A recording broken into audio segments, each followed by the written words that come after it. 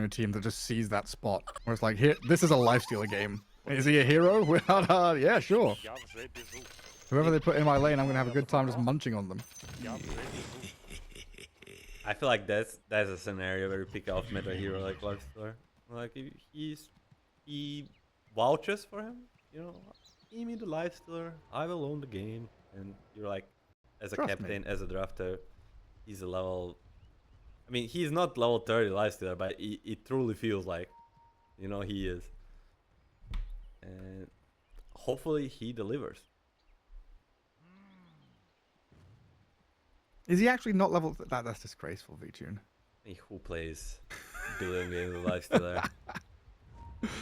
I mean, that would be. I'm happy he's not. He'll probably not play Dota anymore if he was level 30 Lifestealer. It's like those people who played old techies, you know, Thraction Slacks, maining techies in the old days. Running around smoked and planting mines everywhere. I was one of them, so I will not judge 5v5 smoke. Moving on. Yeah. Oh yeah. A very popular nowadays late smokes to surprise as the day comes on. And it's like you wait for your enemies to place a ward, and then you guess. And go smoke late, go place yours a little deeper. VTune. I'll turn around here. And boom, just trying to sneak in there, get some damage forward. Dark Willow, Bristle, ET with 3 of the bounty runes. And what happened? Oh, that's the 4th. Chat with the 4th. Bristleback got beaten a little bit, was forced to TP bottom. Came with the Lion, so basically a 200 gold advantage. In the way of Navi, already in some resources. One bottom lane is gonna be a watch. And mid lane, of course. Magnus versus a melee hero, you know. Shockwave into skewer, always a possibility. You end up on a tower. Lots of play potential there. Yeah, it's super scary. Ray's got to keep his wits about him. And Ember Spirit, definitely a hero that can get heavily involved early on, but have a decent lane first. Get to level 6, play with active runes. I guess I was thinking in the draft, you know, this Ember Spirit pick. We used to see it a lot with. You know, my brain's locked in on old Lifestealer, I guess, with the infest bombs. Nowadays, you don't necessarily pick Lifestealer to go and jump in and infest someone, right? You infest more to save someone or to play aggressively. And you've got your Aghanim Scepter into an enemy. Turned out to be a more of a defensive tool now. Yeah. Still a potential for a taxis, you know. Good old Lifestealer taxis, Storm Lifestealer, Storm Slardar Lifestealer, you know. Yeah. Nature's Prophet Lifestealer was always a fun one. Dark Willow taking some heavy punches. And first blood from Kaori down the bottom onto Laser's Bristleback. Double ranged here. Drow and Pugna, very nasty. Super annoying lane to play into if you're Bristol, just 2 range heroes pumping into you. And that's what we said. Is Lion dead? Most definitely is. Lion steps up and he's like, I'm going to stun Shad. But, I don't know, you lose track of this Pugna hero. You think, oh, he's pulling small camp. And I guess that's the mentality there. Oh, Pugna's going to pull small camp. But he's so fast. He just runs back, pairs up with a drow and kills you instead. Exactly, want to punish while it's 2v1, but already playing them. A very talented player as he is. So Ember Mag pretty even in terms of where they're sat right now. A few more denies for Magnus. 6 of them there. Might get him an upper hand in the coming levels. But so far, Array's not being outplayed or dragged under his tower. So far. So far. Sanctity is a little bit of a mag specialist. I feel like he plays with a lot. Lotus for Loopsy. Loses half his HP for it. That's nice. I mean, this draw sidestep, he is so strong in the laning stage. No, Kaori? Either war. The Pugna. Some of the big charges. Oh, walls on it. Brave. Yeah. And Bristleback dragged a decent wave across. Emperor Spirit's going to slight away from the skewer attempt out of Sanctity. So quite a bit of action in his bottom lane. A bit of back and forth in the mid lane. Is top lane just quiet? Lifestealer's farming away? What's going on up there? Still like a 50-50 lane. Lifestealer gets stronger as time passes. People think Lifestealer, his weakest points are low 1 and 2. Yeah.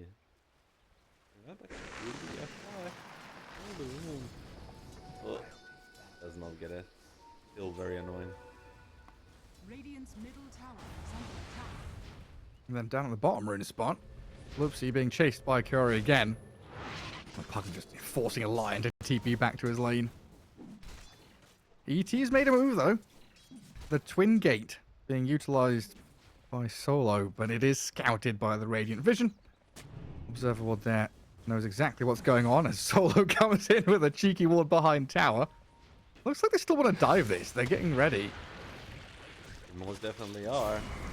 With the glyph ready, they're gonna go for it. ET Spirit goes over the top of them. Solo's under tower. They've glyphed that melee creep to keep him alive under tower for the aggro, but Loopsy's just dead. Shad is still alive, survives the attempt, and both dire supports fall quickly, while Laser's Bristleback, I mean, low resources, has to run away and kind of ditch the lane. I mean, this Nether War from Pugna just killed all of them. They exactly knew what's coming, and then they just stood there and fought. They were ready to be deep with Dark Willow. It feels so forced from 9 Pandas, but Navi making a read. The play is coming, but they can just stand their ground, baiting them in. Lovely turn. Yeah, you're right. They didn't even have to overreact or anything. You know, didn't have to TP Magnus or bring the Tiny down here. Literally just a Dark Willow TP. Getting 2 kills and keeping Drow alive is big victory for them as well. Ready. He's using it. Dark He Willow fake pumped here. it the first time and Willow has arrived. Arrays getting whacked down with a skewer to help out. QBFY gets that kill. Power of AD Knife. Gets a low 6 before. QBFY True. makes a rotation on time and they got picked on the mid lane. That's gonna secure power rune, most likely to Navi 2k ahead.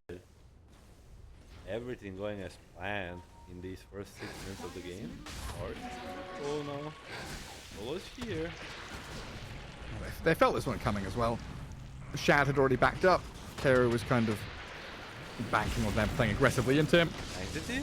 And Sanctity hasted up, sprints down bottom, and looks at this Bristleback as a freebie. We see 2 others too. Oh, they do.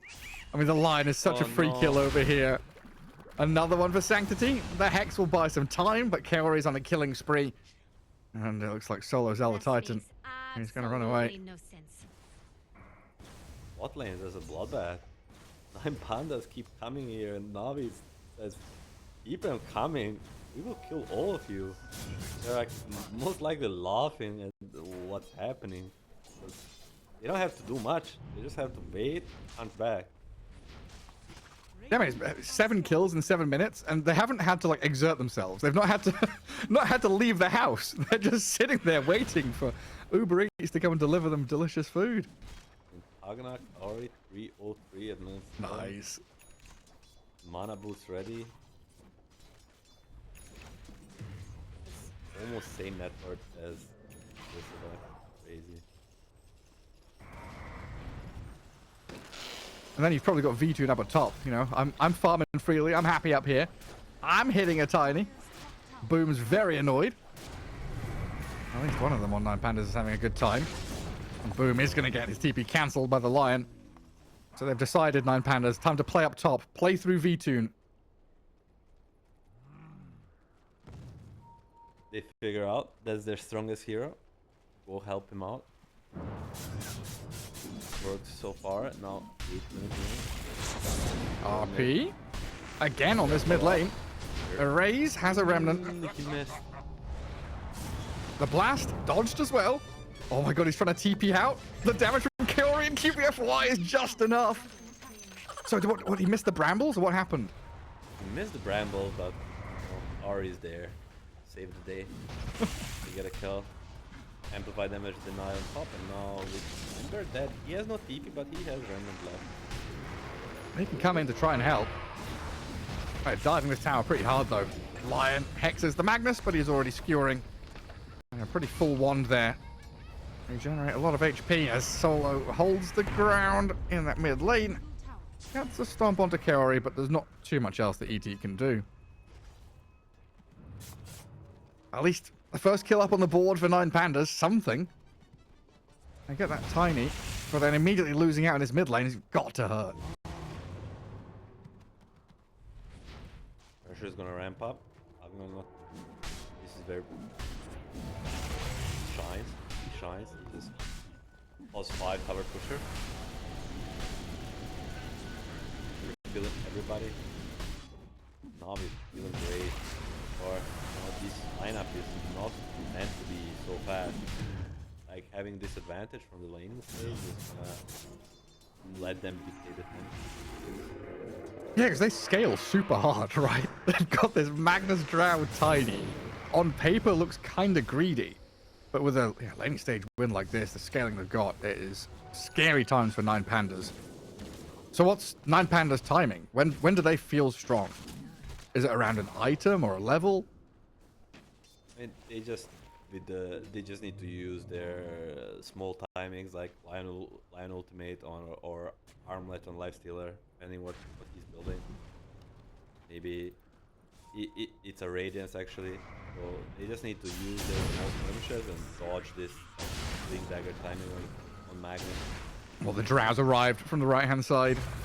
Shad gets some serious damage in onto Lupsi. Nether Blast and a neutral creep kill on the Lion. Denies himself in the jungle. It looks like this mid-tier 1 still being pressured here by Na'Vi. Slowly but surely, will fall to Kaori. And the glyph is there. Well, just delaying inevitable. That definitely is one of the scary things, though, about this Na'Vi lineup. Like, when the towers fall, that's even more gold influx to these heroes that are buying Blink Daggers. So Magnus and Tiny are going to have their Blinks pretty close together, and you've got this double Blink threat on the map. What, minute 13? As you say, Very the afraid. double Blink, plus the tower's gone, is just gonna open space for ganks. A bit lagging, hopefully the players are not, so the game would be paused.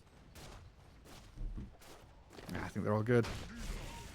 And then, like, just 9 Pandas cannot really make many moves of their own with the state of the game. They most likely need to react. You need to bait the heroes in. Their timing is this Radiant swipe and try to like make a big skirmish around an objective where Navi can just move the Dark Willow Magnus around and get any kills they want. Like solo kills?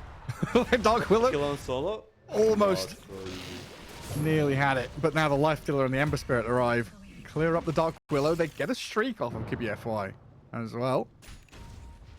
But it's just as you said, right? They can't go and make moves of their own. They don't have Blinks. They don't have level 6 on Lion or ET yet. You kind of got to wait for Na'Vi to make some missteps. But while that's... While you're sitting back and waiting for the enemy to come to you, though, like Drow's farming, Tiny's farming. Not just farming their side of the map either. They're contesting.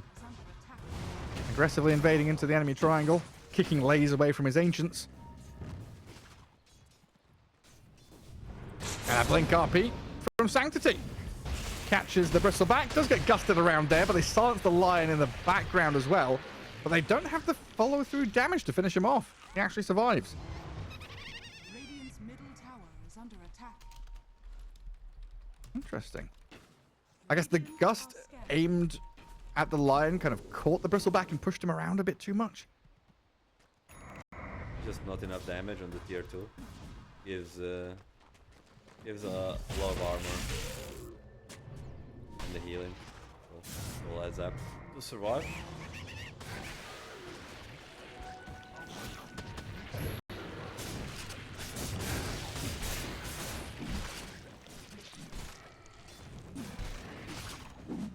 And back to a bit of calm.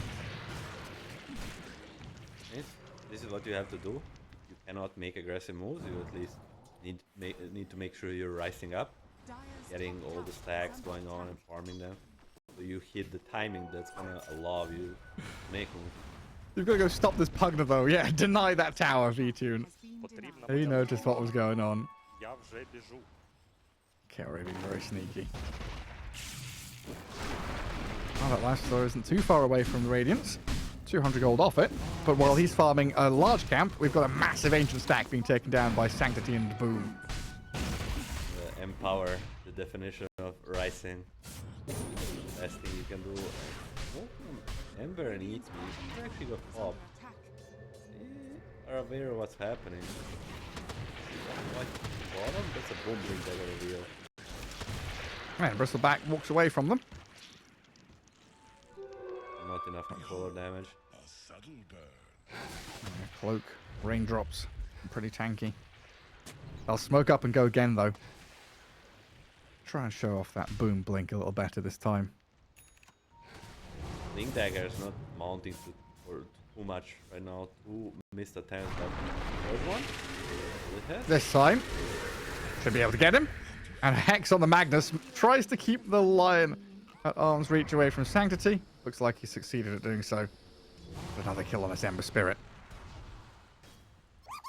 Boom. For another one. But respecting the instant Hex from Loopsy. So yeah, they've kind of shown the blinks 3 times, right? Like twice on the Bristleback, missed kills there. Finally the third time. Third time lucky. Catches the Ember Spirit.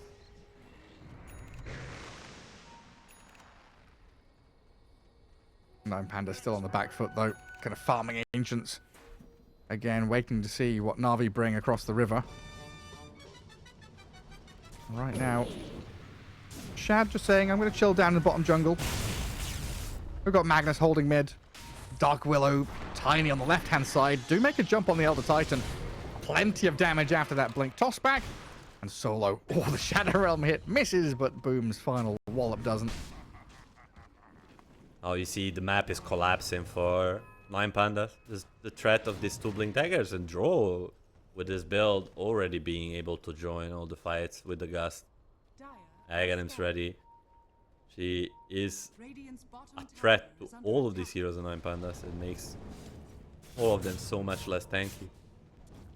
Mid lane, another jump. Sanctity, RP is ready, but Na'Vi is not being too greedy, you know? They don't see the Lion, they don't jump the tier 2 but Shad.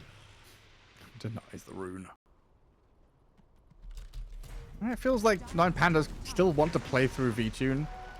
He's getting closer to armor after Radiance. Wants to hit that little additional spike of power to be a bit stronger heading into this next team fight. But he might have to just go now. They've got to catch on to Boom's Tiny.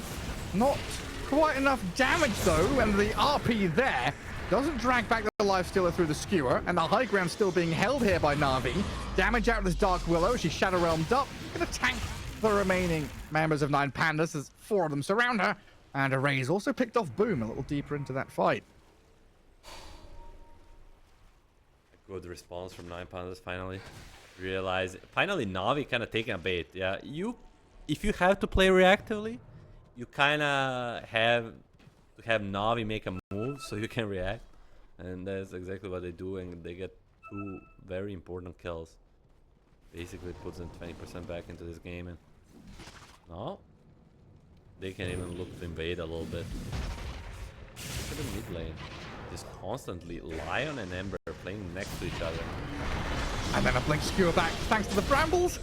Array's dead. Some revenge out on RV. Yeah, and it doesn't work out. Is their plan? Magnus always being baited by this Lion. But it's not that easy to react every time. Now he executes. They get another Ember kill. Today, Garrett, in the games we watched, the Ember, he's having a rough one, you know. He is. It just feels like the opponents of the Ember just have perfect execution every single time. They've got a couple of spells that just shut him down. So far, that's what Na'Vi have been doing. But V-Tune, he's got different plans. Munches on the Dark Willow, and the chase is on here. There's deep vision here from 9 Pandas that sees Sanctity, watched Shad, and they could maybe catch a kill. Just need a little glimpse of someone. ET going to try and start, but he's not your, not your best initiation hero with a Spirit Stomp. Until the Blink Dagger is done on the Lion, there's really not much initiation going. That's gonna be their go time to make aggressive plays. Like just Lion and the Lifestealer, they jump the throw. Find her alone, they can easily care, but there's a lot of underplay potential with the Pagna and Magnus, so she's not solo. It can be scary. It feels like this lifesteal is becoming a bit of a problem, you know? He's hitting his power spike. Armlet Radiance, although 5k down on 9 Pandas, he is the most farmed hero on the map. He's pretty massive. Meanwhile, though, your top jungle is being invaded. Lifestealer and Bristleback are nowhere nearby. So it looks like 9 Pandas kind of just giving up control for now. They might have to defend their tier 2 in a second. The Battle of Vision definitely going to be played out here by Solo. That's his favorite game, dewarding. Oh, but the jump. They've caught them with their pants down. Deward that. QBFY and Sanctity slay them. And another Blink RP on the Lion. Sanctity shows the Lion what he's made of. 3 kills for the price of an ulti. Beautiful execution. Just getting the 2 of them with the Tiny and Dark Willow. We see why they picked these heroes together. There's so much follow-up. And then Sanctity comes and cleans the house for the 3rd one. 9 Pandas kind of threatened to fight 2v5, but now he's not going to give it to them. They're just kind of getting caught off guard on 9 Pandas. They need this Lifestealer involved. As you said, he's the fattest hero in whole game. He needs to find impact.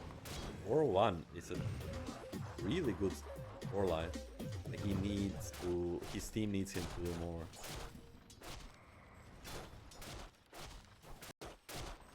But like, where on the map should they be fighting?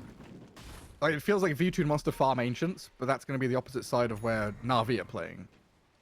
It's just their lineup right now doesn't allow him to make aggressive moves without the Blink Dagger lineup. Like, he wants to go to the enemy, but if he goes to the big jungle of his where the enemy is, they're just gonna kite and go to the other side. So he's gonna be chasing chickens around. So it's Lion Blink then? As soon as Lion gets Blink, they can try to make a big move. They cannot go for the towers because there's a Magnus and Tiny. They cannot go for the Rosh because it was off. So as soon as Lion gets Blink, it's a good time for this Lifestealer.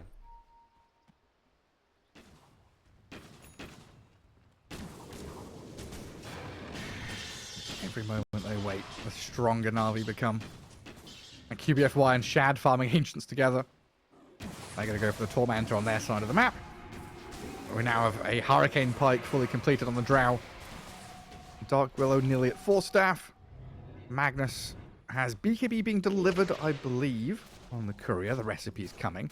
So, there's like trifecta of massive item timings all being hit alongside the candor of Tiny. Na'Vi's 3 cores feeling very happy with the progression they're getting. Blink Dagger ready. It's time to go. V-Tune leading out. There's the jump from Lion. 2-man Earth Spike. Magnus, he's dead. Great play. Gets the massive catch and the cherry on top, the Dark Willow kill. That's what we've been waiting for. 22 minutes of 9 Pandas being, beaten and battered. 10k gold deficit. All of a sudden, one move, they're back on the map. It's a bit of an unfortunate stack for the Na'Vi. Both teams smoke as it breaks. The Ember is gonna always be like the winner in this exchange. And 9 Pandas hit their timing and already getting a massive victory here. Now, can they move to the rush? They have Bristol, they have Lifestealer items. Definitely can take it. Bristol? We can poke them. Aghanim to go. That's optimistic being there. He felt like he's super tanky. Yes, he's tanky, but he needs his team to help him around. He needs, like, he's getting gone up. Sanctity. Yeah, I mean, they quickly made a move to the Roche pit, right? They get the kill on Bristleback, they move towards Roche, they find a kill on Lion now as well. So that one move from 9 Pandas that looked like great couple of kills, great map space, should have been a Roshan. Losing that bristleback really hurts. Now again, they're in a reacting position. They're gonna lose rush for this. Yeah. They need so much time to TP to outpost and do some gameplay. It's gonna be in solo? But out of the way. They're aware of it and just gonna grab and kill him. I got him. Aegis Drow. So even if you had the tool, even if you have the tools to gap close on her with the Ember, Lifestealer, Lion, she now has 2 lives. And honestly, nearly BKB after a couple more waves or ancient camps. This feels that 9 Pandas, for every good move they make 2 or 3 step backs. I don't want to call them blunders. I think it's a too harsh for word, but it's like kind of passive. To the extent the situation requires them to be passive, but then again, just dying so much and making so many mistakes is not an excuse. And Lion jumps in. Yeah, it's another good jump. The RP looks better. Sanctity and Boom turn with an avalanche toss combo to kill off the Lion. They lose their Tiny though. So 9 Pandas have come in, got a good kill, but it looks like it's time to fall back, reconsider their options. V-Tune hiding in the trees, waiting for a moment to go into the back lines where he's found an opportunity on Kaori. The Nullifier, you're right, from this Lifestealer allows him to munch on the Pugner. Now, they're repositioning back away from the Drow until they realize they've got the Lion arriving again. Another stun, a turnaround yet again, and V-Tune pretty much untouched in this fight. Gets to do whatever the hell he wants. Kills Drow the once, now Shad stuck here with a Hurricane Pike ready, could push to high ground, but the Nullifier and everything else make sure that Na'Vi gets shut down completely. A surprise Nullifier pickup from Disassembling Radiance, and they caught them off guard, and V-Tune dominates this fight. This is what we talked about. 6-0-4 right now. He was having a really almost perfect game, but he needed to do more to carry his team, and that's exactly what he's doing. He's delivering more and more, and basically Aegis wasted. Beautiful move from 9 Pandas. Without RP, there's nothing to control this Lifestealer. How many steps forward was that? Also, If they're one step forward, 2 steps back. This is like 3 steps forward. now they need to stabilize and play it more clean. Buyback from Lion was needed for this fight. Well worth it.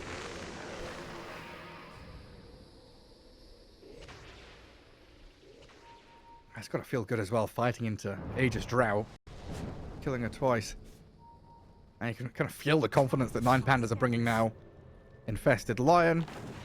Arrays can play forward. Ember Spirit's job right now is to give Vision, scout a target, bait out some spells, but he has been caught here with a BKB Magnus skewering him in. Does get away with a Remnant, and Lifestealer is his turn. Gets onto the Drow Ranger, changes target quickly though. Sees Kaori, who decreps up, knowing the Nullifier's down. Boom gets turned on as a 3rd round comes in, but an RP's there from Magnus. Stops them in their tracks while the Drow can now unload a bit of damage into the Bristleback. Arrays escaping on low HP. The Lion, the first one to die, in fact, as Magnus comes back in, but Sanctity can't really follow through any deeper. Brambles will cause some issues with the Cursed Crown coming out. QBFY leading and charging forward into this Bristleback. Avalanche misses though, and that's going to be that. Was Lion the only one who died? Every spell was cast, and Lion's the only death. Such tanky heroes. I think Na'Vi got a little bit lucky there, that fight to go that way, because the Nullifier was a little bit of a waste, and Pagna was just pumping up everybody back to full. It looked for a moment before the RP came out that V-Tune is going to clean house. But the RP saves the day, and it's only going to be a Lion as a casualty. So that fight looked very promising for 9 Pandas. This Lifestealer he feels unstoppable right now. Here's a massive problem. You can kind of see in that fight, right? He runs to the Drow, nullifies her, and then within a second realizes, hang on, my bad. I've got to go on the Pug now. They have this RP control for the rage, but Sanjin Yasha, status resistance just makes it so small, you know? He doesn't really care. Dire's bottom tower is under attack. And he's got 384 feast health. A tanky boy. Every bit matters. I mean, also the fight, the longer it goes, the Snot Rocket is just very strong with both Lifestealer and Ember. The longer the fight, the better. Stacks on stacks. You need to find a way on Navi to... Ooh, he sees the draw ranger. Infest. Make a jump. Infested? He's fast. Lion jumps. The BKB from Drow. Insta bash. V-Tune. His first hit just stuns the Drow. They're not going to get the kill though, but they've definitely put the fear of God into Shad. That was a really fast reaction by Shad. Props to him. If he doesn't pop the BKB there, probably just dies.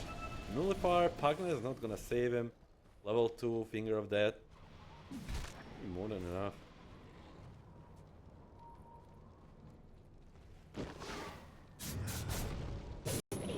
It's wild how Dota can go from being like one team is losing with one hero doing well.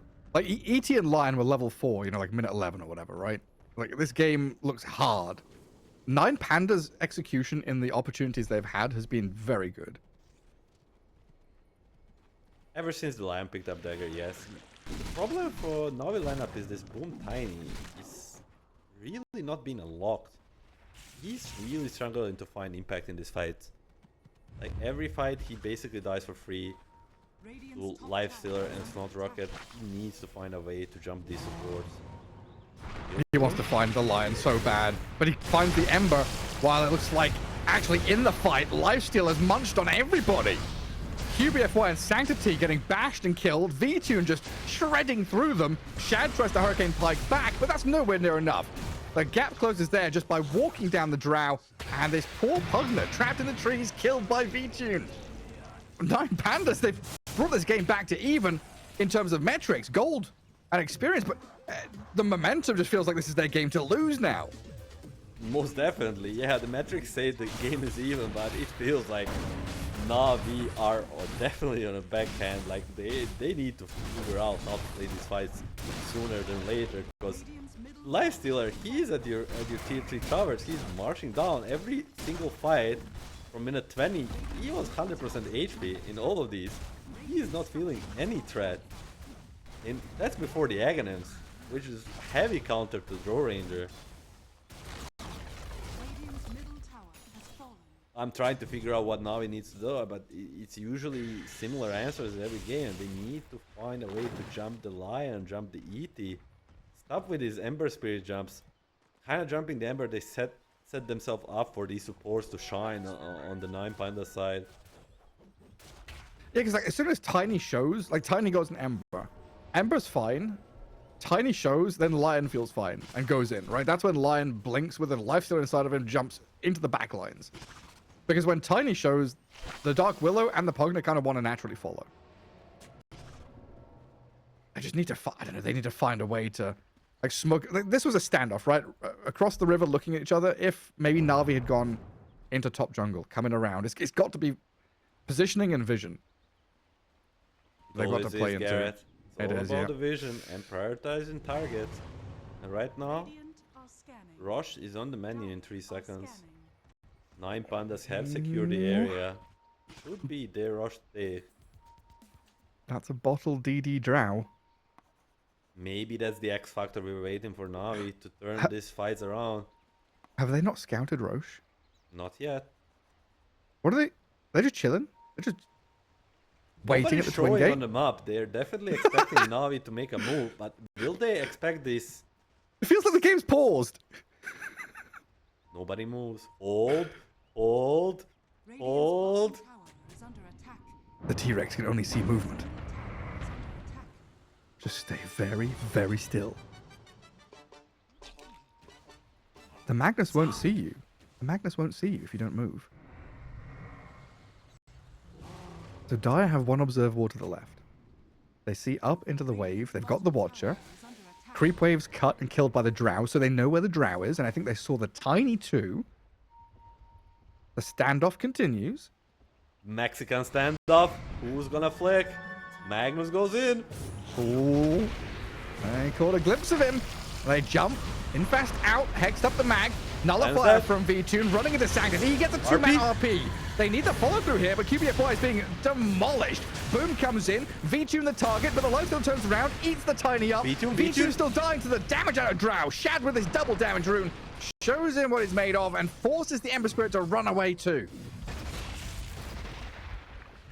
Na'Vi doing exactly what the doctor ordered. They win this Mexican standoff by Magnus baiting them in, skewering out, and as soon as the Lion pulls the trigger, Boom jumps in, finds his impact, finally kills the Lion first, and after the rage expanded, they find a way, kill this V-Tune, his first death of the game, and now they get the rush. A huge, massive victory for Na'Vi. They finally found a way to have Drow do damage with bodies between her and the Lifestealer, right? Like there was a tiny and a mag and a Pugna in between the Lifestealer and the Drow. Whereas in previous fights, 9 Pandas had done a pretty good job blinking the Lion and Lifestealer on top of Shad whenever they could. So I guess it was like similar to what we considered earlier on, where we were talking about, you know, don't jump the Ember, Tiny needs to find a jump on somebody else. They kind of flipped that on its head and said, we'll force the enemy to jump us, show the Magnus. It just depends on what kind of a jump it is. Previous two fights, Na'Vi jumps the Ember, he lives on 30%, 40% HP, pops the BKB, wand, whatnot, and turns the fight completely around. This time around, they jump the Magnus, he gets the Skewer at the same exact time as he gets Hexed. So just gets enough separation to pop the BKB, to pop RP, so this jump doesn't work. If you jump a guy and he lives and gets to pop all his abilities, it's a bad jump. Yeah. So currently it's a game, whichever team jumps, they don't jump clean enough, and it's just a win for the other one. And now, 9 Pandas smoked. They're gonna find Kari. It should be a freebie. And kind of tanks the gank. Dies for the big smoke reveal. Yeah, I think you're right. The big jump, the big reveal has got to be a core kill. It's got to be clean. You can't leave, you know, wounded people to sit on the sidelines shooting away at you. There's even a scan there from Na'Vi, scouting out where the Lion was lurking. Have this ward. Yeah, it's a fun one, isn't it?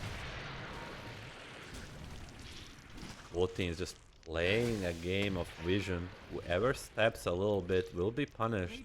Boom. Says hello, waves his big stick. Scattered out by the ET Spirit. Well, Pugna has respawned, and we still have 3 minutes on the Aegis. 9 Pandas absolutely feeling that they're the ones controlling the rhythm, though. I'm still playing forward into enemy triangle, still feeling strong. I think the call probably... Drow Ranger does have Aegis this time, but she doesn't have that double damage rune. They probably think they just messed up the execution. That's it. We're gonna execute better if we just play on our vision. Solo was spotted by Boom. Boom is gonna make a way to this bottom lane. You could solo him with the Kanda. Follow the solo. Solo. Yeah, he could. The rest of his team still looking at this middle lane, though. I think ET gonna TP to the outpost in the enemy ancients as well. That's a nice spot to be in. 9 Pandas. And they can farm ancients at the same time as pushing 2 lanes. They control top, where there's still a tier 2, which should be a pretty free kill for them. Kind of nice to see Boom and QBFY making this kind of mirror move, though. Go out and clear mid, play into the enemy side of the triangle, enemy side of the map into their triangle. Get some wards down there. Still, Na'Vi, I don't think they're happy with the game state right now. They're losing network. They're playing like the enemy has the Aegis. They wanna flip them up a little bit more. Where Kari, he draws the line. If we wanna farm, guys, if we wanna play 50-50 map, then at least farm the side of us where BFY gets close. Nice force staff though, and blink. Is he out of there? He is. I don't know what I was expecting. No first hit bash there. Not this time. And then Shad is like, oh yes, ancients, I can farm. Refresher on Magnus. Huge big off. That is big. Double BKB, double RP. Another way to control the lifestealer. Both entrances to this high ground are warded from the dire side. Look at this three. triangle of vision. Three observer walls, aren't there? Honestly, they had 4 not long ago. There was one near where the Magnus is standing now, but that has since expired. Man, not easy See to the de-ward. Magnus. Hey, man. Oh, this Mexican standoff again. But vision Well, advantage this time, 9 Pandas have a massive advantage. Unless they come to this big hill, which they definitely should not. Yeah, they've got to know there's enemy vision up there. It is all. Okay. It's all about the Sanctity Magnus. All eyes on him. Double RP. He needs to make draw life easy. It gets so boring playing high ground vision, though. Like, Sanctity is here, like, pinging. I've got to stand here, guys. I've got to wait. We're just going to chill. Everybody else can push waves, get some farm, and get some creeps. But is there a point at which Na'Vi want to smoke and move, or is it literally you hold this position until a fight happens? Well, They just smoked. There's your answer. I just got a little bit tired of waiting. They want to go and do something by their own hand. Scanning. Let's spot Bristol soon on this observer. With the Milan. Silver Edge. Oh, Look again. what they've got. Roll up. It's just the gem of True Sight lost in the fights before is really hurting them. Without the gem, you just cannot move easily on the map. Still smoked for a few seconds. Tiny Smoke breaks, jumps the ET, but doesn't finish him. Now Sanctity thought about reverse polarity, but holds it for now and skewers back to high ground. Looks like they want to try and hold it up here, Na'Vi. Dead. But, oh, the damage! Magnus disappeared after his BKB expired. Now Boom being destroyed. V-Tune picks up a double kill, while Shad tries to stand his ground. The Drow Ranger gets some good DPS going, but just surrounded here by arrays and lays. The control comes to stop her from removing herself from the fight. Well, QBFY found on the right-hand side. 9 Pandas again, just out-executing Na'Vi. Just the patience from 9 Pandas worked out. The AD rune maybe baiting Na'Vi to go into this high ground. The vision advantage was there for 9 Pandas, and Sanctity, we said all eyes on him, and he did not deliver. Jumps with the BKB, doesn't get the RP off, then hesitates to press refresher because he didn't get that first RP off and just gets bursted. That's the Magnus for you, Garrett. You either make it or you break it. And sad for Na'Vi fans, he broke it. He broke it, yeah. Damn, it's a rough one. Like, do you think there's maybe part of the problem having Tiny and Magnus kind of doing the same thing on the same team? Like, they both want to be blink initiators, they both want to jump, but they're going on different targets, or you kind of have to wait to layer them on top of each other?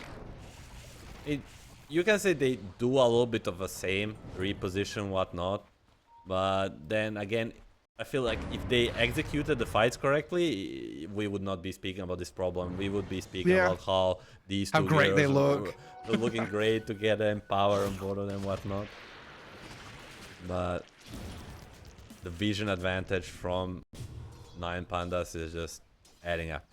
Every fight they fought on their vision, they won, and the one at Rosh where they jumped into Na'Vi, they lost. So, the gem of True Sight loss for Na'Vi is just hurting them back. And guess what? Rosh is soon to be up. This was the last fight that Na'Vi won. RP refresher is still there. There's another chance. Just go again. There is this nice high ground ward here over the top of the Drow Ranger, though, and as they get into position to go again, they've been spotted. They saw that happen. So they know that Na'Vi is smoked in heading eastwards. They're even microing their courier. ET's courier is running over the top. Where are you? Come back! Solo's baiting, pretending he's in Roche. They're scanning Roche because ET is baiting with a courier going in there while the rest of the team comes from the left. The Lifestealer can start off with a Bristleback in the amber, chasing towards the mag, rooting him up and forcing an early BKB, while the Drow Ranger up on top of the Ice Spire, trying to run away from this Lifestealer and Bristleback, but the invest and the kill is there. Shad is gone, Magnus going to join her.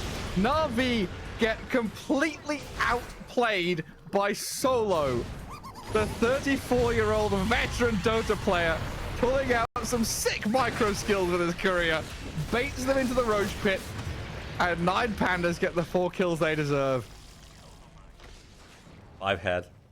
Incredible.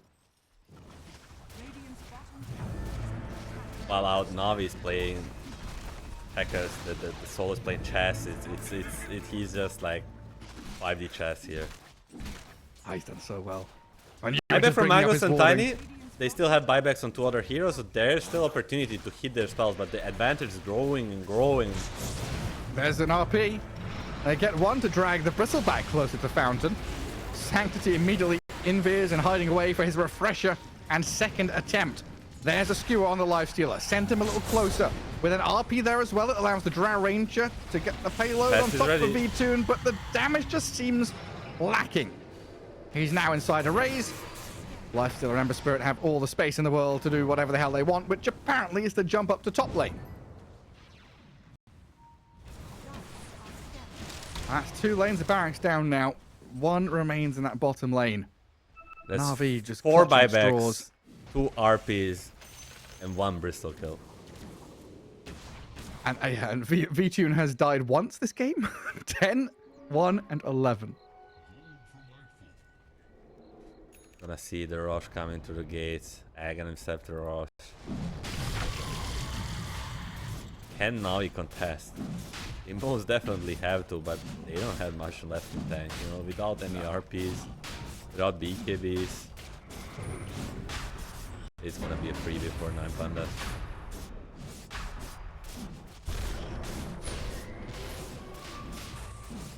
It's so funny how this Lifestealer Aghanim Scepter. You just get on top of Drow Ranger, infest the Drow. You know, you're off the map, you're safe while you're killing the enemy carry. Such a powerful tool to have. Yo guys, there's an Aghanims in Rush. Okay, Solo's gonna get it. Is Solo gonna have it?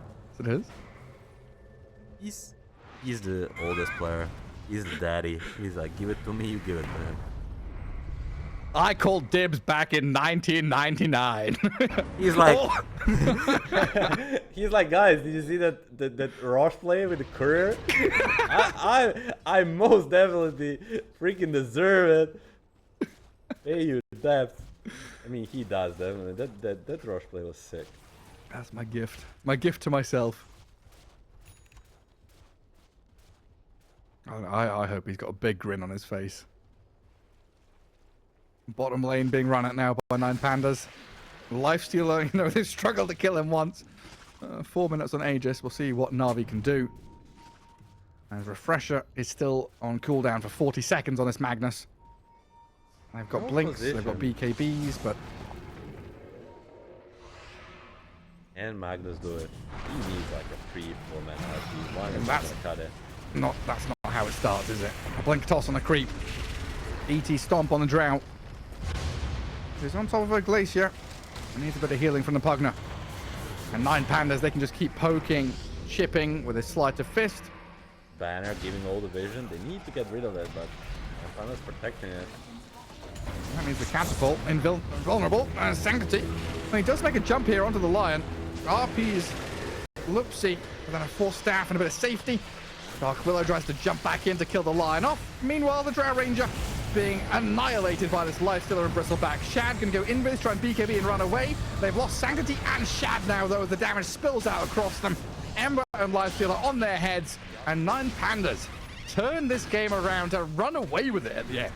This game went from being challenging, very difficult for 9 Pandas. Maybe not unwinnable, but very hard. And you see how the game ends, you think, oh, did that even happen? Was that a dream? It's just V-Tune carrying hard enough early game, and like this mid game section for for Erase to activate, for Bristol to activate, and something for 9 Panda fans to look for. So I want to kind of connect those 2 points, right? A lot of tower push here, a lot of ways for Na'Vi to start fights with a Lion. Versus, it's a good TB game. But when is it a good TB game? Like, is it a good TB game from minute 0 to 30, from like 10 to 30, from 20 to 50? I mean, Does he have to wait until he's really ready? he has a good laning stage against the Lycan and Lion, so it's already good from the start. And then he doesn't really need to worry about the burst through the mid game because of the Dawnbreaker and Shadow Demon. And the later stages, when he gets like these 3-4 items, he can build Skadi and threaten the gyro all the time. So it's basically good from minute 1 to minute 40. So it's just about if his team can keep up with him and not be run down by this Lycan Ange lineup. Because no matter how good of a TB game is, he won't be able to 1v5. Yeah. He needs his team to have a at least decent time again. Because last time, for first 20 minutes, he was kind of 1v5ing. Just hiding until Radiance. Then he's ready. I definitely can't let all your towers topple. Nice smoke movement. It's going to put 9 Pandas into a position down near the bottom rune. I'll grab 2 down there. It turns to daytime, and we'll see the other bounty runes go the other way as well. 2 for 2. Every game so far today, we saw a 2 for 2 split, and I get annoyed here. I have to use P because there's 3 heroes here. A little bit irritating. We'll see how this bottom lane goes. I think it's going to be full of action. Where top lane should be kind of snore fast. Just the Navi just going to push the lane in. Shadow Demon and Enchantress hit each other. Dawnbreaker Gyro hit creeps. That's going to destroy this lane. And this damage starts stacking up from the SD, and you've got to be careful. Or debuff there on the Enchantress. Menace. Pops out the... pops out the little attendants to heal herself back up. I mean, Dawnbreaker taking some hits now as well. Yeah, you're right, Na'Vi. They've shoved that wave. Now it's going to be a matter of dealing with dewarding the camps. Large and small have been sentryed up. Oh, down at bottom. Solo stepping up in front of his Terrorblade. Trying to bodyguard against this Lion and Lycan early on. All the TB farms in front of tower. The wolves are very annoying for the clock. They just butcher through the hogs. The level 2 timing, read the meta. If they get in a good position, they can really make a threat. And here they have it. They go for it. Hold back a bit because the clock is still not too. He gets it. Just the wolves are on him. They're just so annoying. You're a support player, the Lycan is just help for you. Oh, they're burning through your tangos, scouting you, blocking battery assault, killing cogs. Very irritating. Well, mid lane again. Looks like Sanctity getting the upper hand. 6 denies, 12 last hits. Well, time he sat 8 and 4. Similar to last game, right? Where he had it very well against the Ember, which allowed for the BFY to make their rotation. Oh, maybe? Oh, he's gonna miss that toss. Oh, yeah, you can see him trying. Sanctity kind of toying with him. We'll go and get that water rune as it waited for him. Double Lotus for the side of 9 Pandas. That's nice. A bit of damage comes their way up top, though, as the Dawnbreaker gets shoved back. A flat cannon and the Enchantress hits. They're able to connect there. Dire wave in front of the tier 1, though. 9 Pandas pretty much always in a good position here to hold their wave as the You said it right, Gyro is always pushing it out with flat cannon, non-stop shoving. Makes things a bit safer for the Dawnbreaker. Still no meta pot. 3.5 minutes in. Yet to see it used. What is his skill at level 3? Level 2 reflection, here we go. That's interesting. Like, quite often we've seen Metamorphosis just used first creep wave, right? Guarantee last hits. Shad. Oh, he's dead. The first blood. It is. Blaze and Lupsi taking down the Gyro very early on. Quite a bit of damage here into the Dawnbreaker from the Mud Golem and the Enchantress, but that's a double bracer Dawnbreaker now. There's not much protection the Ange can offer, and if lane gets long, Shadow Demon gets level 3, as you said, the Menace comes up. They stuck you poison charges. They can just burst him down to 0. And good ways of chasing, right? The fact that, and we've talked about Gyro always having that lane pushing means that he's always here, where he's standing now, and there's a long way for the Shadow Demon and the Dawnbreaker to kind of chase. So if Enchantress is ever dewarding or pulling or stacking or something, 9 Pandas have opportunities.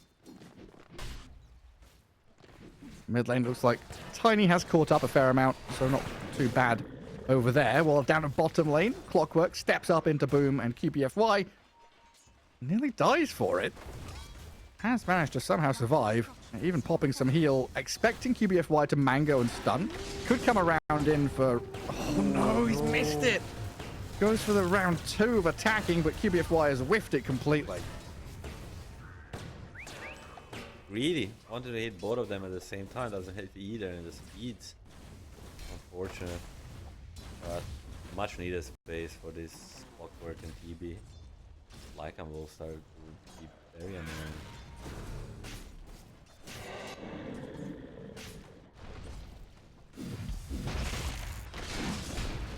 This feels like Sanctity.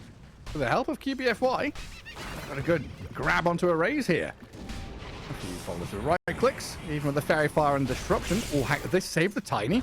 That Shockwave's not enough damage. Lion, the final Earth Spike, long range gets the kill. Lovely A done. close one though. Understanding they can finish him from the far. Kari gets scouted by the scan.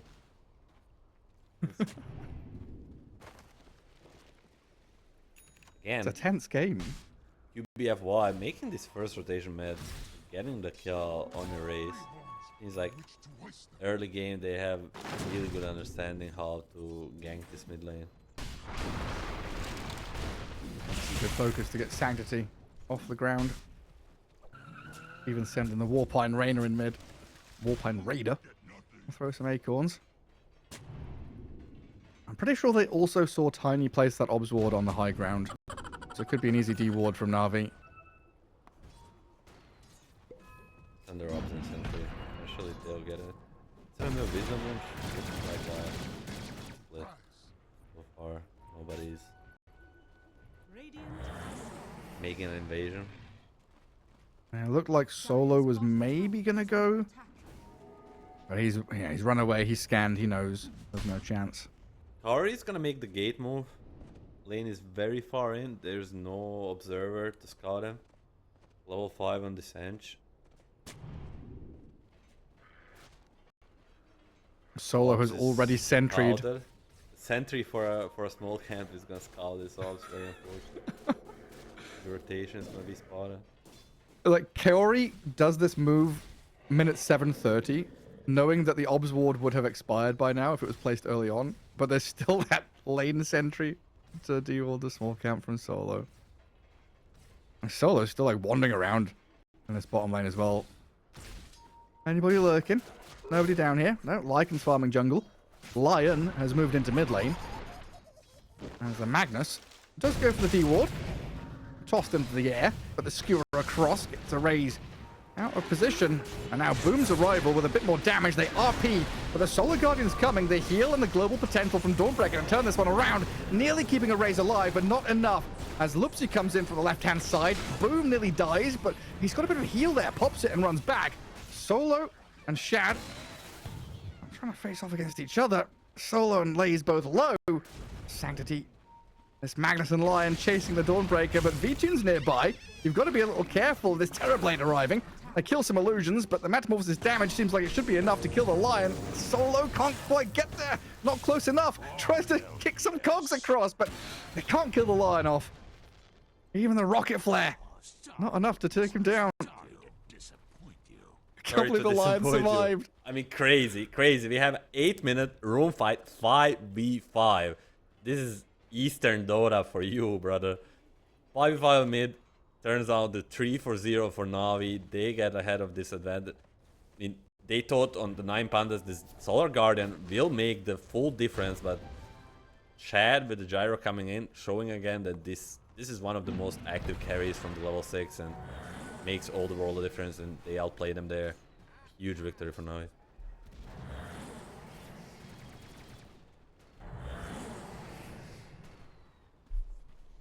Puts them in a good spot now. 900 gold to blink for Magnus. Gyrocopter getting involved means he got some nice experience from that. Goes back to farming and holding out top. Look at the difference between Gyro and Dawnbreaker. Don't forget the Gyro has fallen into the first blood. I think Shadow Demon got the last, but nonetheless, it's a huge comeback.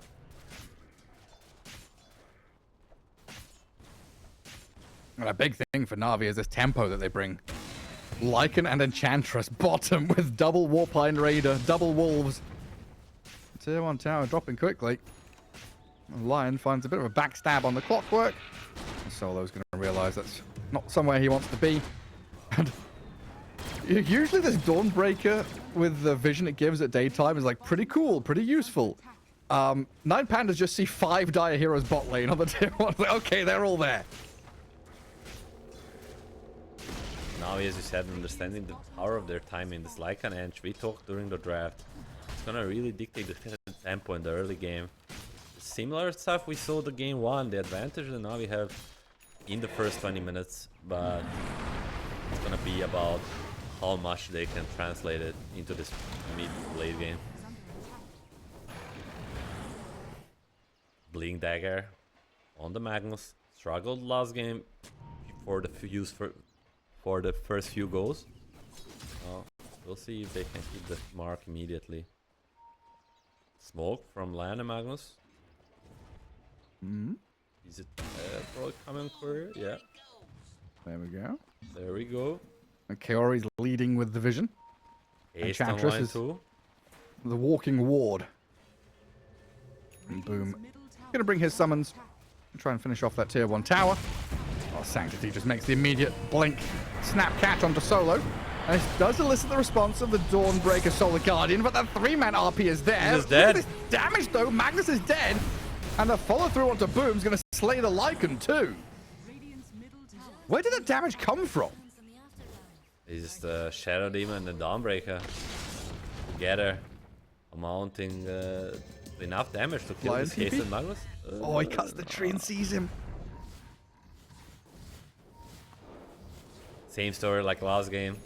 Navi makes a move and get the damage from between Tiny and Dawnbreaker. It's more than enough to cut through these heroes. I mean, they expected the move, they baited, Dawnbreaker was ready, Tiny was ready, and they just turned it back around. This Blink Dagger wouldn't be revealed in a worse way.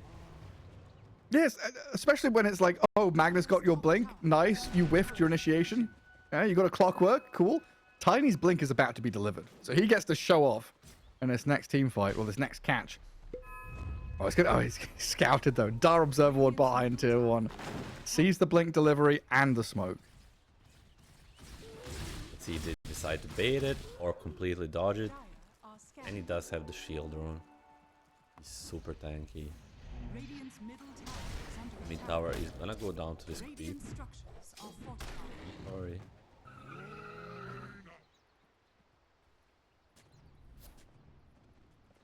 Or denied by Solo. Tiny SD still hunting. I'm not gonna get caught, so this smoke will mount nothing. It's gonna be a tier 1 tower. And given the state of things now, you've got to be pretty happy as V2. You're 2-0-0 on this TB. You got a little bit involved. Got a little bit of a thirst for action. Got a taste of blood. Now back to farming Ancients where he really wants to be. Can start thinking about striding towards his item timings, while the rest of the team... What did you say? You just want to make sure that they kind of keep their heads above water and have a decent time, right? Tiny has hit his blink timing nicely. Dawnbreaker, very tanky, is about to finish off a Blade Mail. Things are all moving into position here for 9 Pandas. Yeah, exactly. They're definitely happy with the state. Because EB will be king of this game, and if the game is even, they're pretty happy. And now Navi and Sanctity trying to make another play, but they got already burned, you know, trying to jump this clockwork. Right. Whenever Dawnbreaker ulti is ready, like, they need to think twice about it now. Amplified damage will help. How much pressure is on them to do stuff now? Does Navi feel like is the game slipping away from them? Do they want to go and make action happen? Or are they also kind of okay farming a little bit longer for now? I mean, they need to keep scaling themselves, they need to farm, but the moment for them is right now, is this Lycan Helm 2. Get a big creep, go for one fight into a rush, and try to play from that.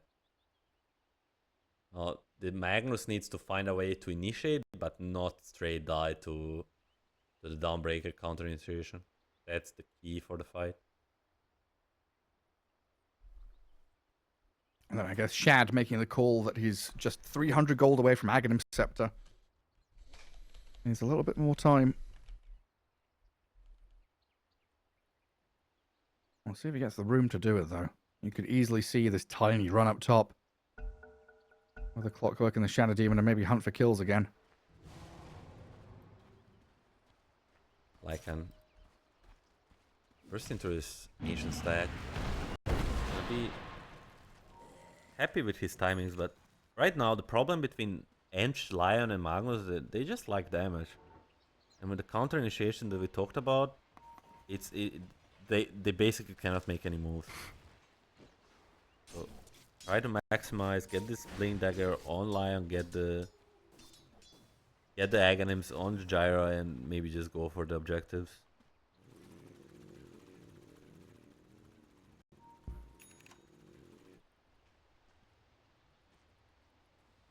There's the Gyro Ags coming.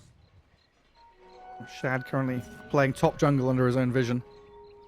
Not an easy way to go and join his team, as they do spot out a lone solo in that bottom jungle and kill him pretty quickly. That's the power of Lycan moves. They stand into minus armor, but raise. Look for Lion, goes back. Easy peasy. Alright, good trade, 1 for 1. Doesn't really push Na'Vi out of the bottom jungle, doesn't stop the Lycan from farming. It does mean, though, your Terrorblade gets a little bit more free time to farm Ancients than push out mid. Gyro has been tucked away in this jungle for quite some time, but it looks like Shad is starting to move towards mid. Everybody's gathering around Sanctity. I get jump. Magnus gets tossed back in. Skewer on 2. Tiny Dawnbreaker inside that RP. Hookshot's good from solo, but there's damage from the flat cannon and Lion's Finger of Death. Takes out a couple, a triple in fact. Shad comes out strong. Joins his team, gets some big kills. Now Lay's in trouble. A homing missile gonna follow him to the ends of the earth as he's blocked up, caught by the wolves, and a dragon to help finish him off. Ooh, unfortunate toss back from the Tiny. I feel like if he tosses into place into Dawnbreaker ulti, that falls into Magnus dying before getting the RP off, and that's a completely different fight. But the misplay there on the toss, Sword Guardian misses into RP, Lion comes, Gyro comes, and they just clean house, moving to the rush. A really big misplay from a race.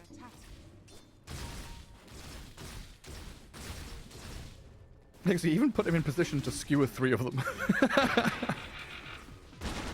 The perfect spot for the Magnus. Just a little bit unfortunate to say so. TB illusions being annoying. Lion is there to deal with them. Thanks to Mana Drain. And a tier 1 tower for Curie. I'll just put the Satyr up front. This is where Na'Vi, all holding hands together, playing as 5 now. They know that Terrorblade is bottom, under dire vision, no metamorphosis for 50 seconds. So pretty much the entire map belongs to Na'Vi. And that map, well, it's got Roshan in it. Yeah, with, as you said, Solar Guardian down, Meta down, nothing much to worry about. Maybe a Clockwork still in the Aegis, but he's very far away from it. They're just gonna get this Aegis for Gyro probably, and probably just gonna start looking at these tier 2 towers and looking for another fight. They're setting up on the outpost. Oh, Terrorblade, he must have felt that. Some wolves got in his way. And they do show themselves on a raise now. Lycan gonna shapeshift. Thinks about running away from them, but maybe could have sprinted in towards that SD who showed himself.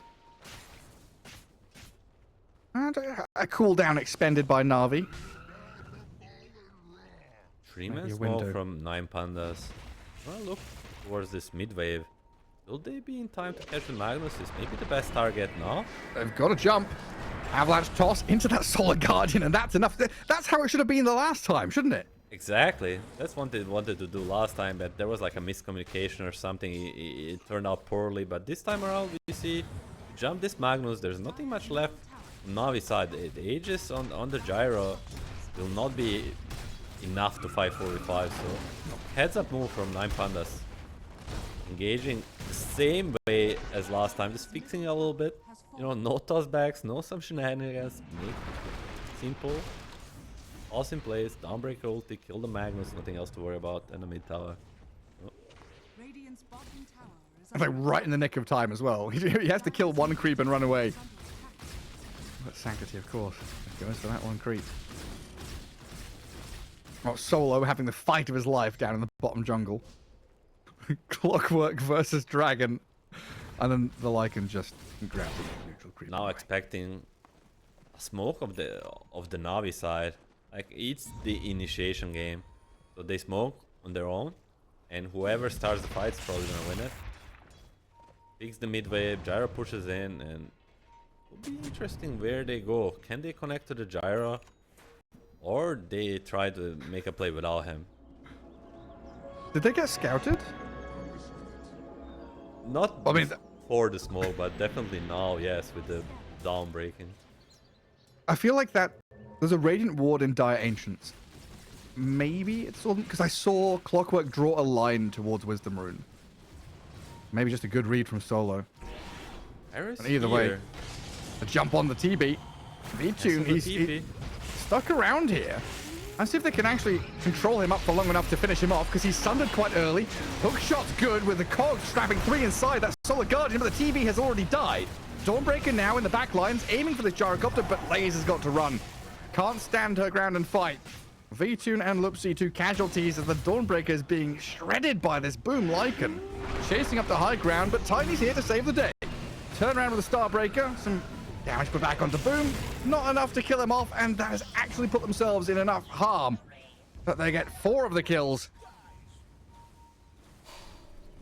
A little bit of a Veer Wild. Seeker, Garrett. I don't know. They kind of knew that Navi was making a moves. As you said, slow draw on the minimap. They knew that they're invading, but TB still gets caught, and then Dawnbreaker hesitates with the ulti.